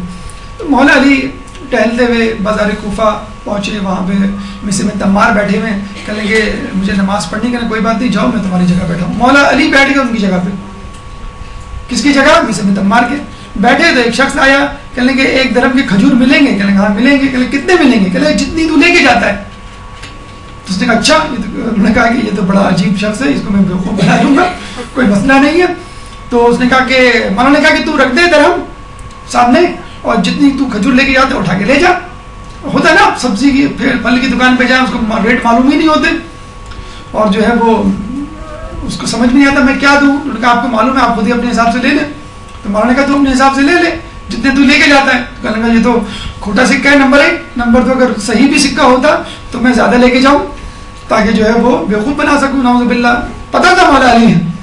گھر گیا اور اپنی زوجہ جو ہے وہ محب علی تھی، تو کہا تم بڑی ماننے والی ہو، تم سمجھتی ہو بڑے ذہین و فتین اور وہ ہیں سلونی کا ممبر سنبھالے ہوئے، بیوقوف بنا کے آگے ہوں میں ان کو. نعوذ باللہ. کہ کیا کیسے بنا، کھوٹا سکہ دیا، اور صحیح بھی دیا ہوتا تو مٹھیاں بھر کے لایا ہوں، جھولی بھر کے لایا ہوں. اور ان کو پتہ ہی نہیں، کھجور کا بھاؤ نہیں معلوم ان کو، تو سلطنت کیا چلائیں گے. وہ اس طرح بڑھ کے مارنے لگا. تو اس کی بیوی نے کہا کچھ بھی ہو تو مولا کو بیوقوف نہیں بنا سکتا. اور نے کہا میں نے تو بنا دیا، بہرحال یہ ہے کہ منہ میں کھجور ڈالی تو. اچھا، اس دوران جو ہے وہ حجر وہ آگے بھی سے تمار کہنے لگے مولا کیا بزنس کیا کوئی یا دوستی یاری میں دے دیا. اونٹ تو تقسیم کیے تھے آپ نے، ہم ہوتے تھے ڈر کے جا رہے ہوتے، اس طرح اونٹ دے دیے تھے، کھجور پورا ٹھیلا کوئی دکان نہ دے دیں. چلے جی مولا کچھ بزنس کرنا. ہاں بزنس کیا، یہ ہے درہم، اور کھجورے لے کے گیا وہ. مولانا نے جب درہم اٹھایا، مولا یہ کیا، یہ تو کھوٹا ہے. کہنے کھوٹا ہے تو پھر کھجور بھی کڑوی ہوگی. تو وہ آیا واپس. اب وہ واپس آیا، منہ بناتے ہوئے کہنے لگا میں علی کے عدل پہ جو ہے ضرب لگاؤں گا. علی آپ بڑا انصاف کرتے ہیں، بڑے خلیفہ ہیں، آپ نے کڑوی کھجوریں دے دی نا، تو نے بھی تو کھوٹا سکہ دیا تھا. تو اس کو جب سمجھایا وہ بہت شرمندہ ہوا. تو مولا علی نعوذ باللہ جو ہے وہ کسی سے دھوکہ نہیں کھاتے، اور وہ درگزر کوشش سے کام لیتے کہ دیکھ سکیں کہ وہ بندہ جو ہے ایمان کے کس درجے پہ ہے. وہ اپنی جنت کھو کر جہنم لے کے چلا جائے تو مولا کا کیا قصور. کہتے ہیں کہ ایک دن ان کا بزنس نہیں ہوا، کس کا؟ میسم کا. فقط پورے دن 1 درہم. آدمی کیسا منہ لٹک جائے، کچھ بھی نہ ملے تو وہ بس 1 درہم مل جائے تو کیسا چہرہ عجیب سا ہو جاتا ہے. لیکن بہرحال انہوں نے صبر کیا. تو انہوں نے کہا مولا علی نے میسم تجھے معلوم ہے کہ آج پورے دن اس کوفے شہر میں فقط 1 درہم حلال کا آیا تھا، اور وہ بھی تیرے حصے میں آیا.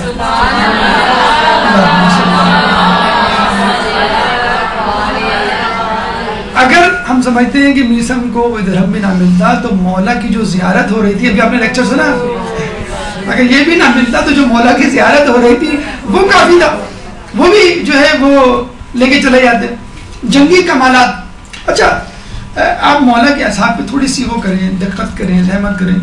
تو فقط یہ جنگجو سپاہی نہیں ہوا کرتے تھے، یہ باقاعدہ ایک ان کے اسٹوڈنٹ اور طالب علم بھی ہوا کرتے تھے. شرطۃ الخمیس ہم نے بتایا کہ یہ ان لوگوں میں شامل تھے، اور ہر وقت جو ہے وہ مولا علی کے ساتھ ساتھ رہا کرتے تھے کہ ہم جو ہے آپ کے ساتھ ہیں، جب بھی کوئی مسئلہ ہوگا ہم آگے ہوں گے، چاہے جنگ ہو چاہے امن ہو. اصحاب اسرار کہتے ہیں ان کو خبریں دی ہوئی تھی، اور یہ جو ہے لوگوں کو وہ خبریں بتلایا کرتے تھے. بعض اوقات کچھ ایسے لوگوں کو بتلایا کرتے تھے جو ہضم نہیں کر سکتے تھے تو وہ پریشان ہو جاتے تھے. اچھا، ایک دفعہ مولا علی نے ان سے کہا کہ مصر ایک وقت آئے گا کہ ابن زیاد تجھے مجھ سے براعت کے لیے کہے گا تو تم کیا کرو گے؟ انہوں نے کہا کہ مولا میں ہرگز ایسا نہیں کروں گا. تو انہوں نے کہا تمہیں معلوم ہے اگر تم ایسا نہیں کرو گے تمہارے ساتھ کیا ہوگا؟ کیا ہوگا کہ تمہارے ہاتھ پیر کاٹے جائیں گے, تمہاری زبان کاٹی جائے گی, تمہیں سولی پہ لٹکایا جائے گا, تمہیں قتل کر دیا جائے گا. تو بسم تمام نے کہا کوئی بات نہیں مولا میں صبر کر لوں گا. تو پھر اس طرح تو میرے ساتھ جنت میں ہوگے. تم کیا خوشخبری دی, اگر تم نے ایسا کیا تو پھر تم میرے ساتھ ہوگے, تم بالکل گھبراؤ مت. امام حسین نے بھی بتلا دیا تھا کہ دیکھو یہ فلاں فلاں, تو مولا علی نے بھی ان کو بتلا دیا تھا کہ اگر تمہاری شہادت ایسی ہوگی اور تم شہادت پہ صابر ہو شاکر ہو تو بس انشاءاللہ تم جو ہے وہ ہمارے ساتھ ہو. کہتے ہیں کہ جب شہادت سے چند مہینے پہلے یہ گئے مدینے اور مکہ, شاید ان کو خبر, شاید یقیناً ان کو معلوم ہو گیا تھا میرا وقت آخر ہے تو میں آخری زیارت کر لوں. مسجد نبوی بھی گئے, مکے بھی گئے اور وہاں موجود اصحاب سے ہی ملے. ام سلمہ سے خصوصی طور پہ ان کا تذکرہ ملتا ہے, ام سلمہ سے ملے تو ام سلمہ نے بتایا کہ تمہیں جو ہے بہت اچھے اس سے یاد کیا کرتے تھے رسول اللہ, اور وہاں کے جو اصحاب تھے آئمہ تمام لوگ جو ہے وہ بڑی اچھی نظروں سے جو ہے وہ دیکھا کرتے تھے میسم کو. ابن عباس سے ان کی ملاقات ہوئی. ابن عباس کون؟ مفسر قرآن, علی کے بہترین شاگردوں میں شمار ہوتے ہیں اور ان کی اسپیشلٹی تھی. تفسیر قرآن جب بھی آپ پڑھیں گے انشاءاللہ تو جگہ جگہ آپ کو ابن عباس کا تذکرہ ملے گا. یہ وہی ابن عباس ہے جن کو مولا علی تعلیم دیا کرتے تھے, بسم اللہ سورہ فاتحہ شروع کی, بسم اللہ شروع کی, بسم اللہ میں بے پہ اٹک گیا, بے کا نقطہ ہی ڈیفائن نہیں ہوا پوری رات. اور Ibn Abbas one of the bright student of امام علی, وہ بہت ہی خاص شاگرد تھے. وہ تک میسم تمام سے ڈکٹیشن لیا کرتے تھے. وہ آگے اپنا جسے کہتے ہیں کہ المقدس لے کے میسم تمام مجھے بتلائیے آپ نے جو علم حاصل کیا علی سے مجھے بھی سکھائیے مجھے. تو میسم تمیار نے ان کی کچھ چھوٹی سی مختصر سی کلاس لے لی تفسیر سے متعلق, اور اس کے بعد جو ہے اپنے بارے میں بتایا کہ دیکھو میں اس طرح شہید کیا جاؤں گا.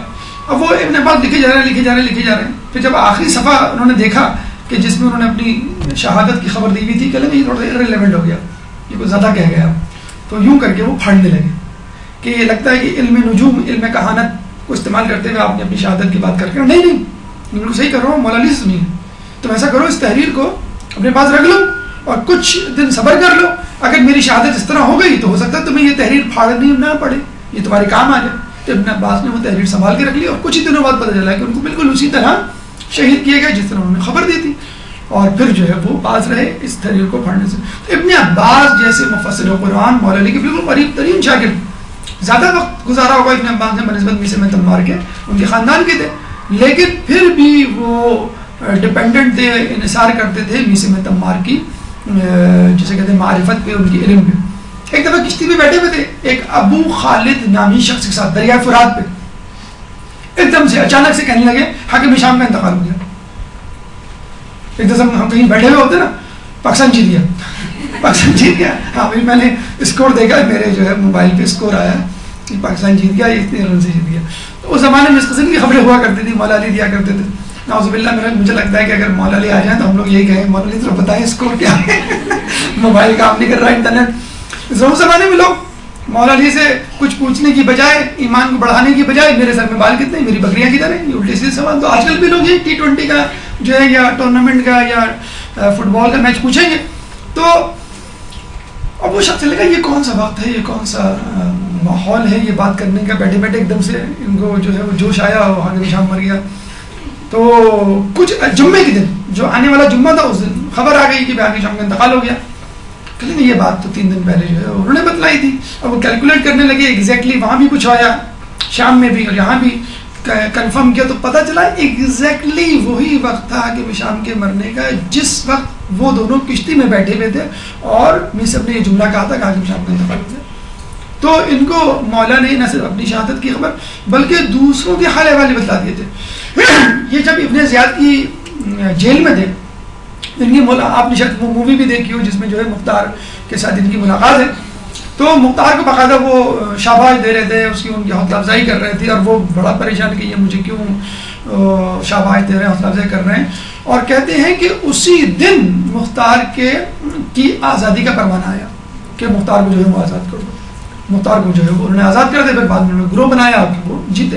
تو یہ ابن سمت تمار کو خبریں کس نے پہنچائی تھی؟ مولا علی نے پہنچائی تھی، اور وہ خبریں پھر جو ہے وہ لوگوں نے پہنچائی. ان کی شہادت بڑی عجیب ہے اور واقعی دل ہلا دینے والی اور خون کے آنسو اور رونے والی ہے.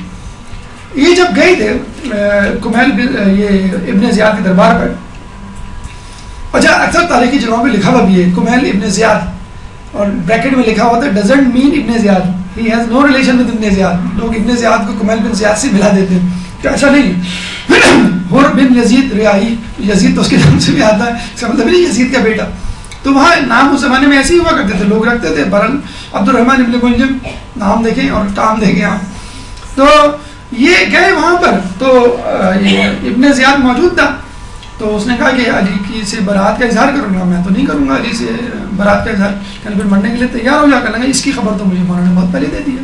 جب مولانا نے جب خبر دی تھی تو وہ مقام بھی بتا دیا. دیکھ لیں یہ ہے وہ کھجور کا درخت جہاں تمہیں قربان کیا جائے گا، شہادت تمہاری ہوگی جو جہاں تمہیں ہمیں بتا دیا ہے کہ یہاں پہ تمہیں آئے گی پولیس پکڑ لیں، یہاں پہ تمہیں پکڑ کے مارا جائے گا، یہاں پہ تمہیں جو تمہارا سر کاٹا جائے گا. ہم فوراً کینیڈا کا ٹکٹ کٹا لیں امیگریشن میں کہ پاکستان آئیں گے نہیں، ہم کچھ بھی ہو جائے. یقین کیجئے اس دن سے روزانہ پانی، کیا ایمان دیکھیں آپ، ہمارے تو ہاتھ کانپ جائیں، پانی دے رہے ہیں. یہ نہیں کہ دعا کر رہے ہیں اللہ میاں کس طرح نیست و نابود ہو جائے، طرف یاد ہٹ جائے، کچھ ہو جائے. تو پانی دے رہے ہیں. پھر 2 رکعت نماز شکرانہ، 2 رکعت نماز شکرانے کی اللہ نے اتنی بڑی توفیق دی. ابھی سے اپنے آپ کو وارم اپ کر رہے ہیں، ابھی تو اپنے آپ کو تیار کر رہے ہیں اور بڑے خوشی اور خصوص سے بہت سکون سے بالکل تیار ہیں. تو ابن زیاد کے دربار میں پہنچے. ابن زیاد نے کہا کہ اگر تو علی سے براعت کا اظہار نہیں کرے گا تو میں تیار ہو جاؤں موت کے لیے. کہنا میں تو تیار ہوں، مولانا نے اس کی مجھے خوشخبری دی ہے. اب وہ ابن زیاد جو ہے اور پریشان غصے میں کہ کیا خوشخبری دی ہے. کہنے انہوں نے کہا ہے کہ تو مجھے قتل کرے گا، میرے ہاتھ پیر کاٹے گا اور میری زبان کو قطع کرے گا.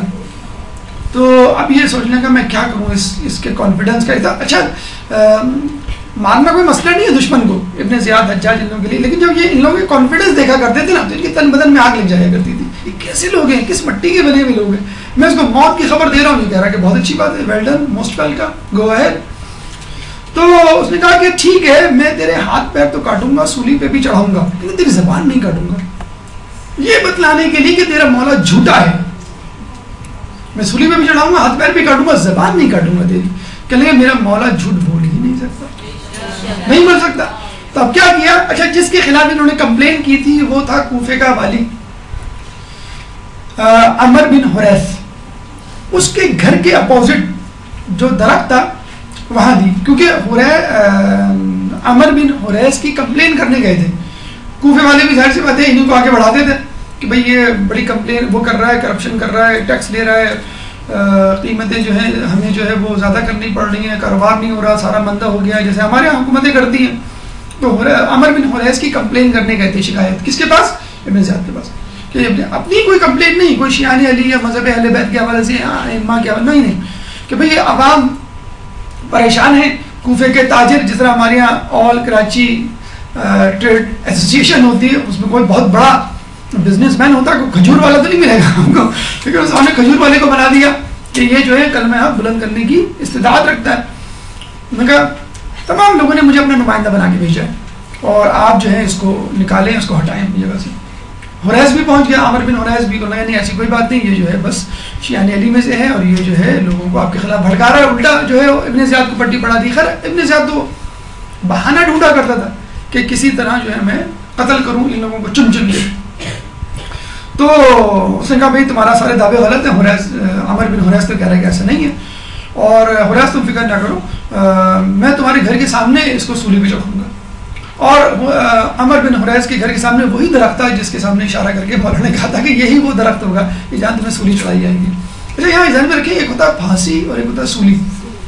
پھانسی یہ ہوتا ہے کہ آپ کو تختہ دار پہ چڑھایا، پتھر ڈالا، تختہ ہٹایا، آپ نیچے گئے یعنی اوپر گئے، یا تو آپ کی ہڈی ٹوٹی یا سفوکیشن سے آپ کا انتقال ودن فیو منٹس.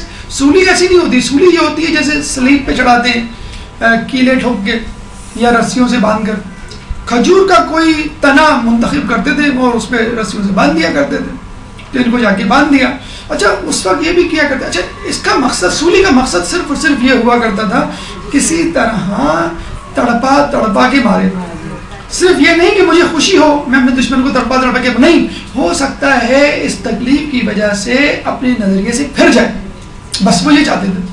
تو دیکھو ایسے ہوتے ہیں علی کے چاہنے والے جو ہے وہ تھوڑی سی تکلیف برداشت نہ کر سکیں. اور ہمیں فخر ہے کہ اگر ہم لوگوں کو تکلیف دی جائے انشاءاللہ ہم اپنے نظریے سے نہیں پڑیں گے. بولٹن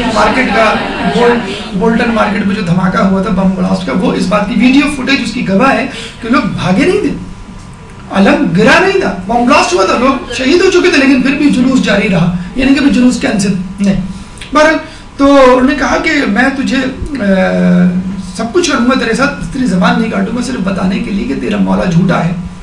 ان کو جو ہے وہاں پہ سولی پہ چڑھا دیا گیا, رسیوں سے باندھ دیا گیا, پیٹھ پہ خنجر بھوک دیا جاتا تھا, گھوپ دیا جاتا تھا, اور اس طرح گھوپا جاتا تھا کہ خون زیادہ نہ نکلے, بالکل اندر تک. ہینڈل اس کا جو ہے وہ برچی پہ جو ہے وہ باہر رہتی تھی اور خون ٹپکتا تھا ایک ایک خطرہ, جس سے تکلیف ہوا کرتی تھی. آپ کا ایک زخم لگ جائے, آپ فوراً سنی پلاس اور کوئی بینڈیج اور مرہم, وہ خون ٹپک رہا تھا, پہلے دن ٹپکا, دوسرے دن خون ٹپکتا رہا, اور وہ اس طرح پھر دوسرے دن جو ہے کہا کہ اس کے ہاتھ پیر کاٹو, اس کے ہاتھ پیر کاٹے.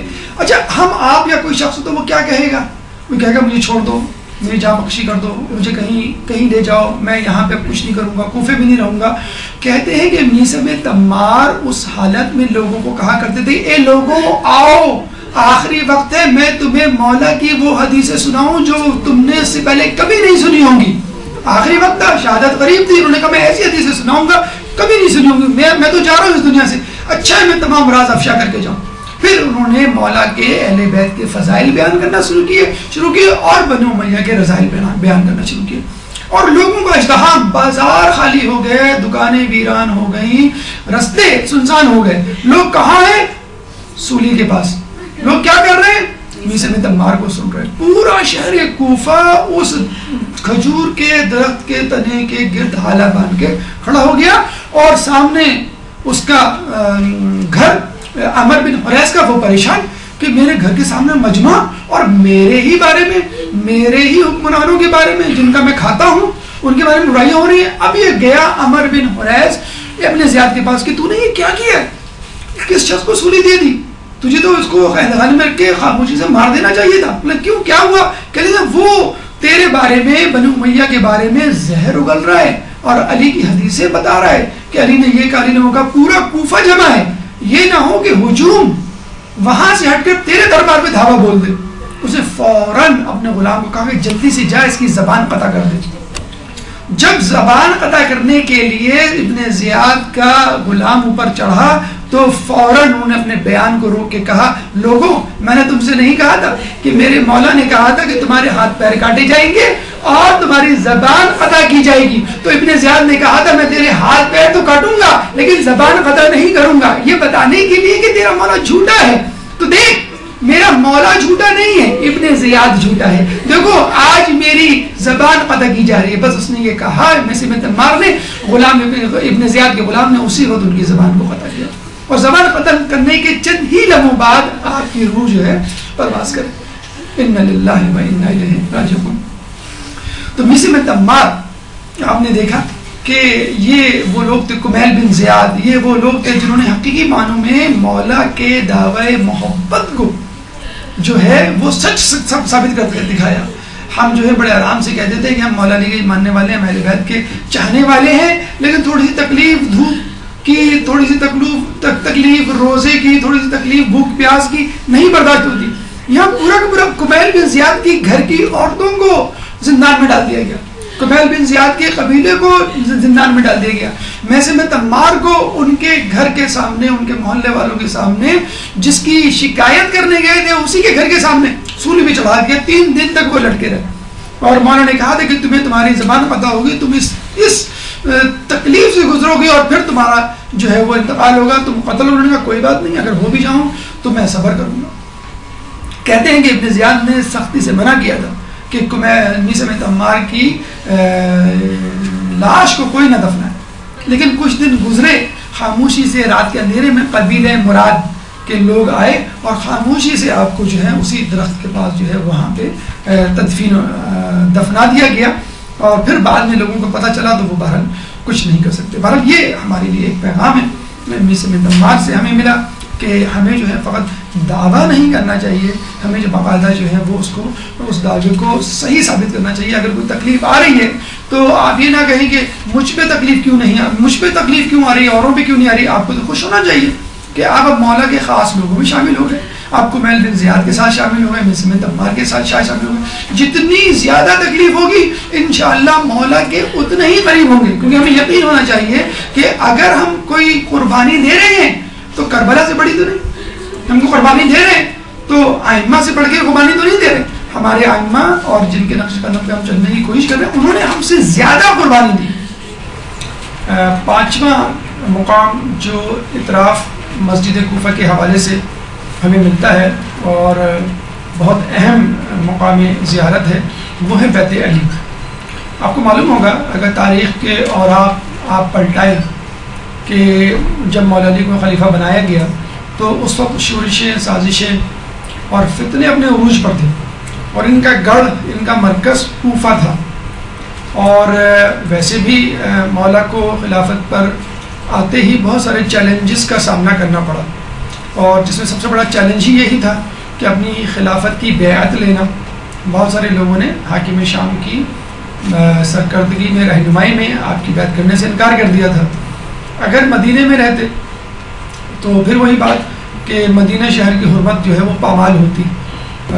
مولا علی کے خلافت پہ آتے ہی جنگوں کا، سازشوں کا، فتنوں کا دور شروع ہوا، اور 3 بڑی جنگیں جیسے آپ کو معلوم ہے، جنگ جمل ہے، جنگ صفین ہے، جنگ نہروان ہوئی، اور یوں سمجھ لیجیے 4.5 سال کا جو دور ہے وہ انہی سازشوں کو نمٹاتے ہوئے، انہی سازشوں کو ختم کرنے میں جو ہے وہ گزر گیا۔ اگر ایسا نہ ہوتا تو بلا شبہ آپ کا دور جو ہے وہ سنہری ترین دور میں لکھا جاتا، اور ہم پھر بھی یہی سمجھتے ہیں کہ سنہری ترین دور تھا، کیونکہ کم از کم اس دور میں منافقین کی پہچان ہو گئی، دشمنان اہل بیت کی لوگوں کو پہچان ہو گئی۔ اگر یہ جنگیں نہ ہوتی اور مولا علی کے خلاف لوگ صف آرا نہ ہوتے تو ہمیں کیسے پتہ چلتا کہ کون اسلام سے مخلص ہے اور کون اسلام کے لبادے میں اسلام سے مفادات حاصل کرنا چاہتا ہے۔ بیت علی کے حوالے سے یہ کہا جانا چاہیے کہ جب مولا علی کوفے میں آئے تو آپ کو معلوم ہے دارالامارہ اس وقت گورنر یا خلیفہ کے زیر استعمال ہوا کرتا تھا، چنانچہ انہوں نے مولا علی سے درخواست کی کیونکہ آپ خلیفہ ہیں تو آپ کے شایانہ شان یہ ہے کہ آپ اس عمارت میں جس میں گورنر اور خلفاء یا حکمران طبقہ رہا کرتا تھا آپ رہیں۔ تو مولا علی نے کہا کہ مجھے دارالامارہ سے ظلم کی بدبو آتی ہے اور میں یہاں نہیں رہ سکتا، چنانچہ آپ کے لیے گھر کا بندوبست کیا گیا۔ کچھ روایتوں کے مطابق یہ گھر آپ نے خود اپنے ہاتھوں سے مٹی سے بنایا، کچا گھر، اور کچھ روایتوں کے مطابق آپ کی بہن ام ہانی نے جو ہے اس گھر کو آپ کے لیے ہبہ کیا۔ ام ہانی وہی ہیں کہ جن کے گھر سے رسول اللہ جو ہے معراج کی رات جو ہے نکلے تھے اور سفر انہوں نے آپ کے گھر سے شروع کیا تھا۔ چنانچہ ام ہانی نے اپنا گھر آپ کو دیا۔ یہ بھی ممکن ہے کہ انہوں نے اپنا گھر آپ کو دیا ہو اور پھر آپ نے اپنے ہاتھوں سے اس میں کچھ ترمیم کی ہو۔ بہرحال یہ ان کا جو ہے گھر کچھ روایت کے مطابق ام ہانی اور کچھ کے مطابق خود اپنے ہاتھوں سے بنایا ہوا گھر تھا۔ جب آپ بیت علی میں داخل ہوں گے تو یہ ان کا مرکزی دروازہ ہے۔ اچھا، یہ اوریجنل گھر نہیں ہے، اصلی گھر نہیں ہے، یعنی اس کی جو اینٹیں ہیں وہ نہیں ہے جو زمانے میں استعمال ہوتی تھی، کچا مٹی کا گھر انہوں نے بنایا تھا۔ بہرحال پریزرو کرنے کی خاطر ہم اس کو جو ہے وہ مٹی سے بنا ہوا دیکھتے ہیں۔ یہ اس کا مرکزی دروازہ ہے کہ جہاں سے آپ داخل ہوتے ہیں۔ جب ہم داخل ہوں گے، داخل ہوتے ہی چند قدم چلنے کے بعد 300 مربع میٹر پہ جو ہے یہ بنا ہوا ہے، داخل ہونے کے فوراً بعد سامنے آپ کو دیوار نظر آئے گی۔ یہ مولا علی کے گھر کے ایئر کنڈیشن نہیں ہے، آپ یہ مت سمجھیے گا، یہ ابھی لگائے گئے ہیں، اور جب ایام مخصوصہ ہوتے ہیں، مناسبتیں ہوتی ہیں تو یہ گھر جو ہے کھچا کھچ بھرا ہوتا ہے اور لوگوں کے چلنے کی جگہ نہیں ہوتی۔ اور بعض اوقات یہ بھی ہوا ہے کہ سانس بند ہو کے یا دم گھٹ کے لوگ بے ہوش ہو گئے ہوں، عین ممکن ہے مر بھی گئے ہوں، اتنا زیادہ اس میں رش ہوتا ہے۔ تو اس مقصد کے لیے بہتر تو یہی ہے کہ آپ بیت علی ان دنوں جائیں جب جو ہے رش کے ایام نہ ہو۔ بہرحال یہ دیوار آپ کو نظر آئے گی جیسے آپ گھر میں انٹر ہوں گے، الٹے ہاتھ پہ جب آپ مڑیں گے تو یہ جو ہے حسن حسین کا کمرہ تھا جہاں وہ رہتے تھے۔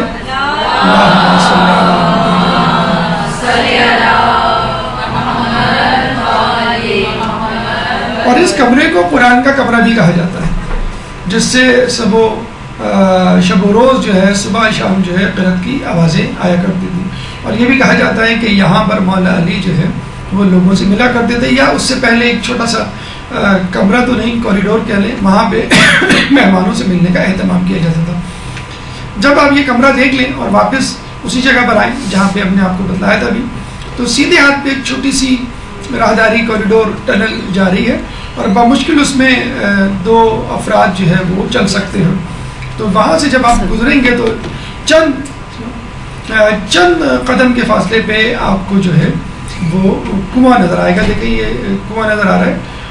پہلے جو ہے لوگ یہاں کھڑے ہو کے پانی پیتے تھے، یہاں پہ جو ہے مشکیزہ، یہاں پہ پیالے رکھے ہوا کرتے تھے، لیکن لوگوں کے ہجوم کی وجہ سے اور بدنظمی کی وجہ سے یہاں اس کنویں کو پانی نکالنے کے حوالے سے بند کر دیا ہے اور پائپ لگا دیا ہے، اور پائپ جو ہے وہ بیت علی کے باہر تک جا رہا ہے۔ آپ سکون سے وہاں سے پانی بھر سکتے ہیں، پانی پی سکتے ہیں، اپنے ساتھ لے جا سکتے ہیں، جو یقیناً سعادت میں برکت میں آب زمزم سے کم نہیں۔ تو یہ کنواں مولا علی کے بارے میں کہا جاتا ہے انہوں نے خود اپنے ہاتھوں سے کھودا تھا۔ تو یہ جو سیدھے ہاتھ پہ ہم نے بتلایا کنواں ہے، اسی کے آگے چند کمرے ہیں جہاں پہ آپ کی زوجہ ام البنین رہا کرتی تھی، جہاں پہ جو ہے آپ کی صاحبزادیاں جناب زینب ام کلثوم رہا کرتی تھی، اور یہ جو کنواں ہے یہیں پر آپ کو جو ہے غسل دیا گیا تھا جب آپ کی شہادت ہوئی تھی۔ آپ دیکھ لیجئے مولا علی کا کچی مٹی سے بنایا ہوا گھر ابھی تک آباد ہے، زائرین کی توجہ کا مرکز ہے، اور اس کے ساتھ جو خلفاء کا یا حکمرانوں کا یا حاکمین کا دارالعمارہ تھا، یعنی مین بلڈنگ، اور جو کئی ہزار گز پر مشتمل تھی، وہ بالکل ویران اور سنسان پڑی، بلکہ لوگوں کو معلوم بھی نہیں ہے، بہت سے لوگوں کو وہ وہاں سے ہو کے آ جاتے ہیں کہ یہ کون سی جگہ ہے، کیونکہ وہ چٹیل میدان اور گھاس پھوس جسے کہتے ہیں کہ بالکل ویران بیابان شکل اختیار کر گئی ہے، نہ اس کا کوئی پرسان حال ہے اور نہ لوگ وہاں پہ جانے میں کوئی دلچسپی رکھتے ہیں۔ جب آپ مسجد کوفہ سے نکلیں گے تو ہم نے بتایا کہ آج کل مسجد کوفہ جانے کا اور آنے کا راستہ جو ہے وہ باب ثعبان ہے، تو جیسے آپ نکلیں گے بالکل سامنے آپ دیکھیں گے ختیجہ بنت علی، جناب علی کی سب سے چھوٹی سب سے آخری صاحبزادی، جب انہوں نے شادی کی تھی آخری، تو آپ کی شہادت سے غالباً 3 سال پہلے ان کی ولادت ہوئی، لیکن بچپن کا مطلب ہے چند ہی مہینے بعد ان کا انتقال ہو گیا تھا۔ جس سال پیدا ہوئی تھی اسی سال 37 ہجری میں آپ کا جو ہے وہ انتقال ہو گیا، اور بنت محییات جو ہے ان کی والدہ تھی، ان کا لقب جو محییات تھا۔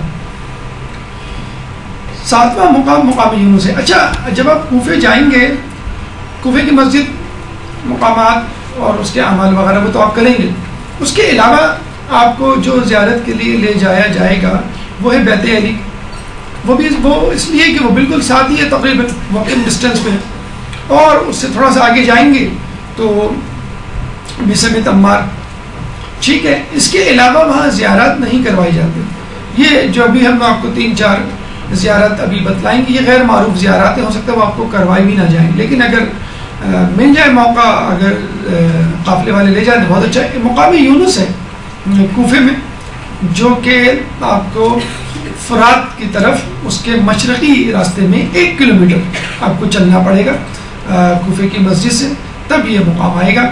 لیکن اس مقام کا مطلب یہ نہیں ہے کہ یہاں پر حضرت یونس دفن ہے۔ اس مقام کے بارے میں کہا جاتا ہے کہ یہاں پر مچھلی نے حضرت یونس کو اگلا تھا۔ حضرت یونس علیہ السلام جو ہے ان کے بارے میں کہا جاتا ہے اچھا یہ دیکھیں، یہ پہلے دیکھ لیجئے، یہ مرقد ہے حضرت یونس علیہ السلام کی جو موصل میں ہے، تو مقام یونس کا مطلب یہ نہیں ہے کہ یونس علیہ السلام یہاں دفن ہے. یونس علیہ السلام کہاں دفن ہے؟ موصل میں، وہ بہت دور ہے، اور وہ داعش کی سرگرمیوں کا عموماً مرکز رہا کرتا ہے. تو یہ جو مقام ہم نے آپ کو بتایا مقام یونس، یہ جو ہے فرات کے مشرقی راستے 1 کلومیٹر پہ ہے. اور اس کے بارے میں کہا جاتا ہے کہ یہاں پہ مچھلی نے اگلا تھا. 1 ہفتے آپ دریائی یا سمندری سفر میں رہے، 1 ہفتہ آپ مچھلی کے پیٹ میں رہے، 1 ہفتہ جب مچھلی نے اگلا اپنے پیٹ سے تو جزیرہ کہہ لیجئے یا ایک جگہ جہاں پہ ان کو اگلا تھا وہ یہی جگہ تھی جو اب فرات کے راستے پہ موجود ہے 1 کلومیٹر دور مسجد کوفہ سے. جب اگلا تھا تو یہ جزیرہ نما جگہ تھی، وہاں پہ ایک پیڑ تھا اور پیڑ پہ کدو کی بیل تھی، اور اس کدو سے جو ہے وہ رس ٹپکتا تھا اور وہ یونس علیہ السلام کے منہ میں جاتا تھا. یونس علیہ السلام کو جب مچھلی نے اگلا تھا تو ان کی جو کنڈیشن تھی، باڈی اسٹیچور تھا، وہ بالکل نیو بورن بیبی کی طرح تھا. جو نوزائیدہ بچہ ہوتا جو ابھی پیدا ہوا ہو، اتنے کمزور نہیں لاغر ہو چکے تھے مچھلی کے پیٹ میں رہ کے. 4 ہفتے، کچھ اس کے روایت کے مطابق 40 دن. تو وہ بس جس طرح بچہ جھولے میں لیٹا رہتا ہے اس طرح وہ لیٹے رہتے تھے، اور اوپر سے کدو کے اندر سے رس ٹپکتا تھا جو ان کے منہ پہ گرتا تھا، بس اسی کو وہ چاٹ لیا کرتے تھے. کہتے ہیں کچھ عرصے بعد، 1 ہفتے بعد یا 10 دن بعد جو ہے وہ جس درخت پہ کدو کی بیل تھی اس درخت کی جڑوں کو دیمک نے چاٹ لیا، کسی کیڑے نے کاٹ لیا. تو جب وہ درخت گرا تو کدو کی بیل بھی جو ہے وہ گر گئی جو ان کا آخری سہارا تھا. تو وہ بہت مغموم ہوئے اور رونے لگے اور اللہ تعالیٰ سے کہا کہ ایک تو سہارا تھا میرے زندگی کا، میری حیات کا، اور وہ بھی میرے ہاتھ سے چلا گیا. تو اللہ نے کہا کہ تم کو اس کدو کی بیل کے جانے پر، تباہ ہونے پہ افسوس ہو رہا ہے جو تم نے نہیں لگائی، وہ درخت تم نے نہیں لگایا، ٹھیک ہے، لیکن اس کے ہاتھ سے جانے پہ تمہیں افسوس ہو رہا ہے. لیکن 1 لاکھ لوگ نینوا میں عذاب الہی کا شکار ہونے جا رہے تھے اور تمہیں اس کا کوئی افسوس نہیں ہوا. پھر اللہ نے ان کو بتلایا کہ جن لوگوں کے لیے تم نے بد دعا کی تھی اور جن لوگوں پہ عذاب آنے والا تھا، چونکہ عذاب کو دیکھ کر انہوں نے توبہ کر لی تھی، ہم نے وہ عذاب ان کے پاس سے ہٹا لیا.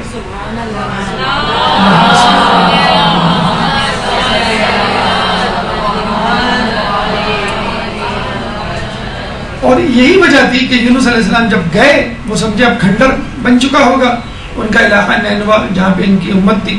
پتہ چلا کہ وہ بالکل خوشحال خوش باش رہ رہے. انہوں نے کہا میں جاؤں گا تو مجھے شرمندگی ہوگی، امبیرسمنٹ ہوگی، لوگ کیا کہیں گے تم کیسے نبی ہو.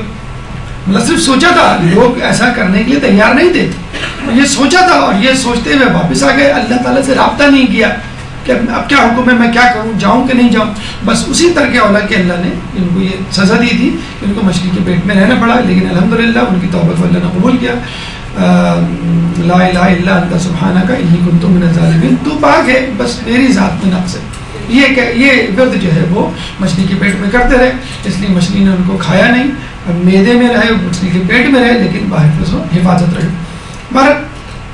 یہ مقدمہ حضرت یونس علیہ السلام موصل میں ان کی قبر مبارک ہے. داعش نے ابھی پچھلے دنوں جو ہے اس کو بلاسٹ کرنے کی کوشش کی تھی، الحمدللہ وہ جگہ جو ہے وہ بچ گئی ہے. پیغام ہمیں یہاں سے یہی ملتا ہے کہ کسی کام میں جلد بازی نہیں کرنی چاہیے. اگر کوئی نقصان ہو رہا ہو وقتی طور پہ، کسی جسے کہتے ہیں کہ مصیبت کا سامنا ہو، تو اللہ سے لو لگانی چاہیے اور انتظار کرنا چاہیے کہ اللہ کب اپنی اس آزمائش کو میرے اوپر سے ہٹائے اور کامیابی کے ساتھ مجھے اس میں کامیاب کرے، سرخرو کرے. 8واں مقام جو آپ کو اطراف مسجد کوفہ میں ملے گا، مسجد حمراء یا مسجد حمراء. یہ مسجد اور اس جیسی بہت ساری مسجدیں جو ہیں وہ کوفے میں موجود ہیں، اور روایتوں میں یہ آیا ہے کہ کچھ مسجدیں مبارک تھیں اور کچھ مسجدیں ملعون تھیں. جو مسجدیں مبارک تھیں اس میں مسجد حمراء، مسجد غنی اور مسجد جعفی شامل تھی. لیکن جس طرح مدینے میں ہم دیکھتے ہیں مسجد زرار تھی، اس طرح کوفے میں بھی خارجیوں نے مسجدیں بنائی ہوئی تھیں، اور یہ اپنی سازشیں، اپنی پلاننگ، اپنی منصوبہ بندی ان مساجد میں کیا کرتے تھے، اور پھر سازشیں تیار کر کے پھر جنگ نہروان اور اس جیسے دوسرے واقعات جو ہے جنم لینے کا باعث بنتے تھے. تو جو مسجد ملعون تھی ان کے بارے میں ملتا ہے مسجد اشعث بن قیس بن کندی جو کہ آپ کے دور میں جنگ صفین میں آپ کے ساتھ تھا لیکن نہروان میں آپ سے الگ ہو گیا. مسجد جریر بن عبداللہ یہ بھی ملعون مسجد میں تھی. مسجد ثقیف اور مسجد سماک ان مسجدوں کے بارے میں کہا جاتا ہے کہ یہ جو ہے ملعون مسجدیں تھیں اور ان مسجدوں میں سازشیں تیار ہوا کرتی تھی. بلکہ یہ بھی ملتا ہے کہ جب امام زمانہ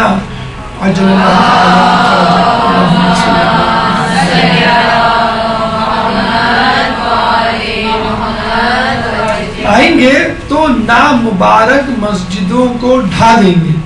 اس کا مطلب کیا ہوا؟ کوفے میں اس وقت بھی جب وہ آئیں گے ایسی مسجدیں موجود ہوں گی جہاں پہ سازشیں تیار ہوتی ہوں گی تو ان مسجدوں کو وہ ڈھا دیں گے کہ اب مزید کسی سازش کی گنجائش نہیں.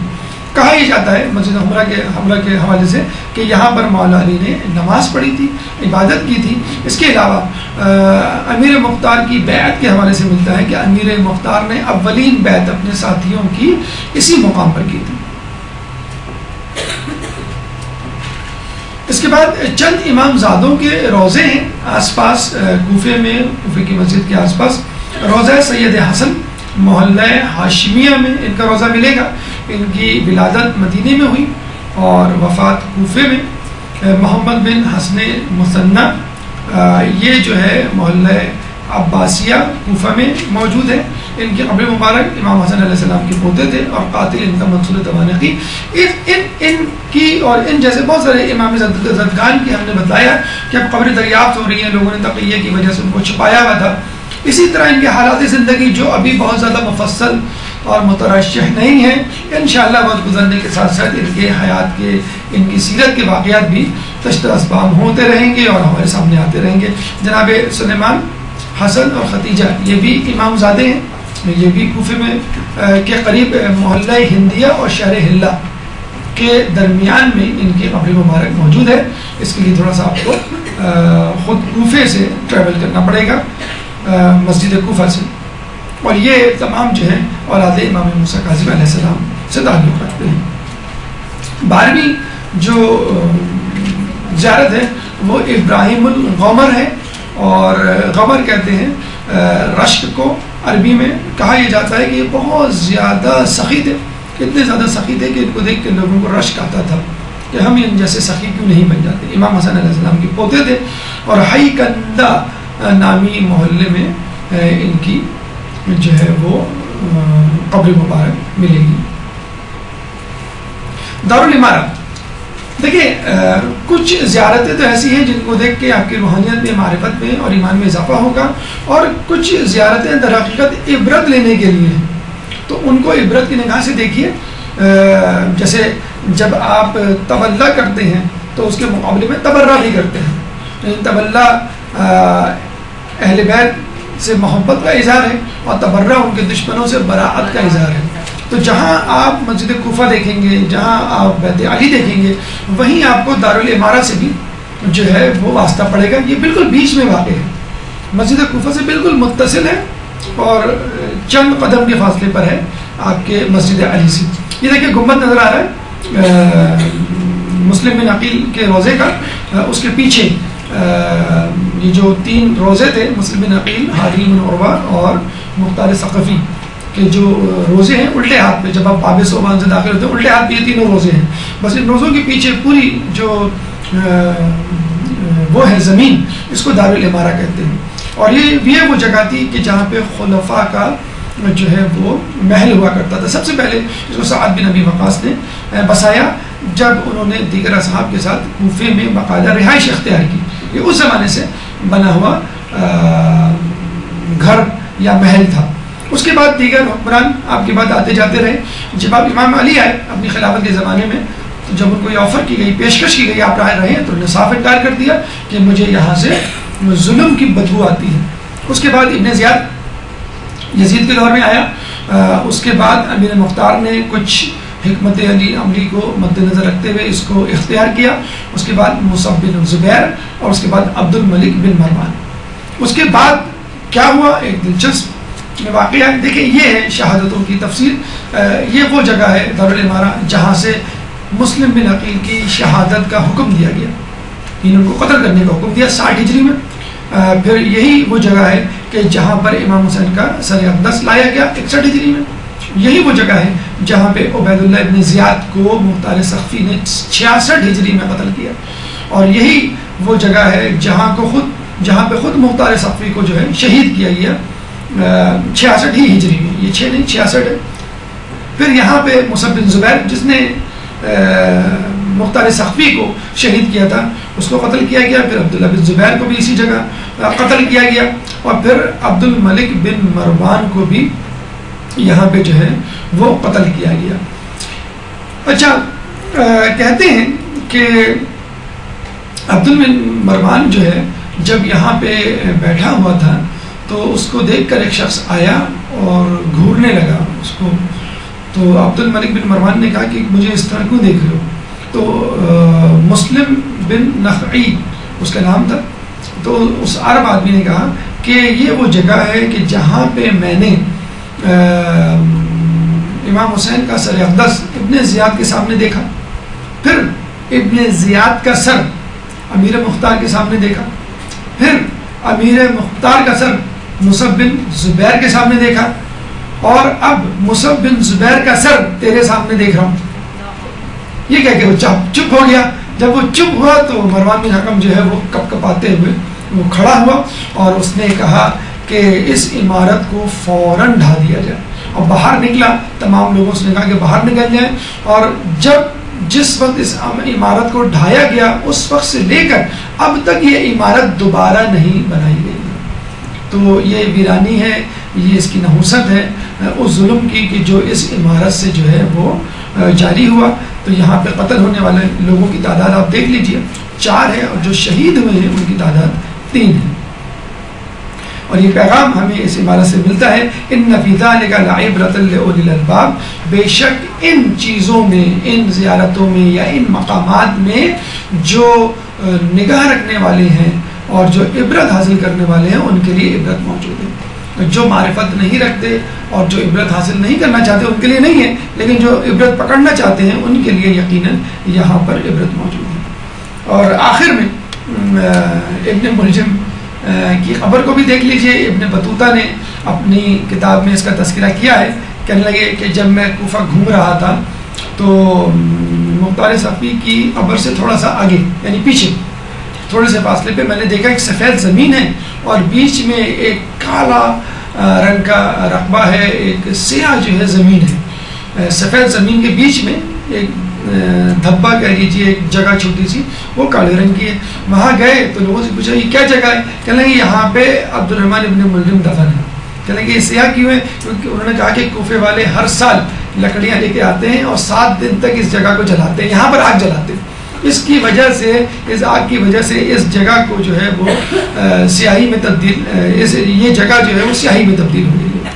بہرحال کہتے ہیں کہ جب مولا علی کو ضربت لگی تو عین اسی وقت اس تصویر کو یا اس فرشتے کو جس کو مولا علی کی شبیہ بنا کر اللہ نے آسمانوں میں رکھا ہوا ہے. آپ کو معلوم ہوگا یہ واقعہ کہ فرشتوں نے استدعا کی تھی، درخواست کی تھی ہمیں مولا علی کا جو ہے دیدار کروایا جائے، زیارت کروائی جائے. تو اتنے ہزاروں لاکھوں فرشتوں کو کیسے زمین پر بھیجے؟ تو اللہ نے ایک فرشتہ بنایا جس کی شکل و صورت مولا علی کی طرح بنائی اور کہا کہ بس یہ ان کا جیسے بیت المعمور ہے وہ کعبے کا ایکویولنٹ ہے آسمانوں میں، بس اس کا ہم نے طواف کر لیا تو آپ نے کعبے کا بھی طواف کر لیا. تو مولا علی کی شکل کا ایک فرشتہ بنایا اور کہا کہ بس تمہیں لوگ ان کی زیارت کر لیا کرو اور ان کی زیارت مولا علی کی زیارت کے برابر ہے. تو اس فرشتے یا اس تصویر جو بھی تھا جب مولا علی کو ضربت پڑی تو عین اسی جگہ اسی فرشتے کو بھی ضربت پڑی. اور جب زیارت کرنے والے فرشتوں نے دیکھا تو اسی وقت کہا اللہم لعن قتلۃ یا امیر المؤمنین. اور اب تک یعنی قیامت تک وہ فرشتے ابن ملجم پہ لعنت بھیجتے رہیں گے. ایک درود پڑھتے محمد علیہ.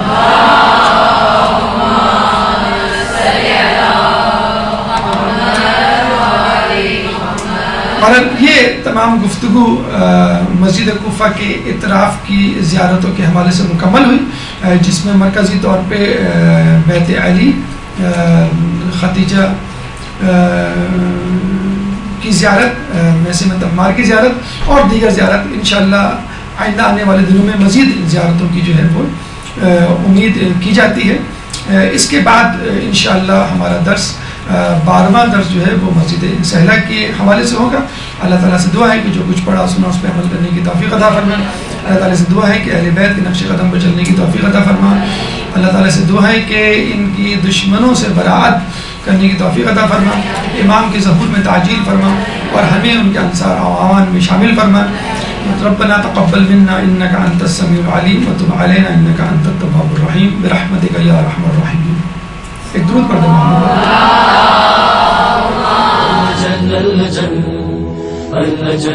جل يا مولا جل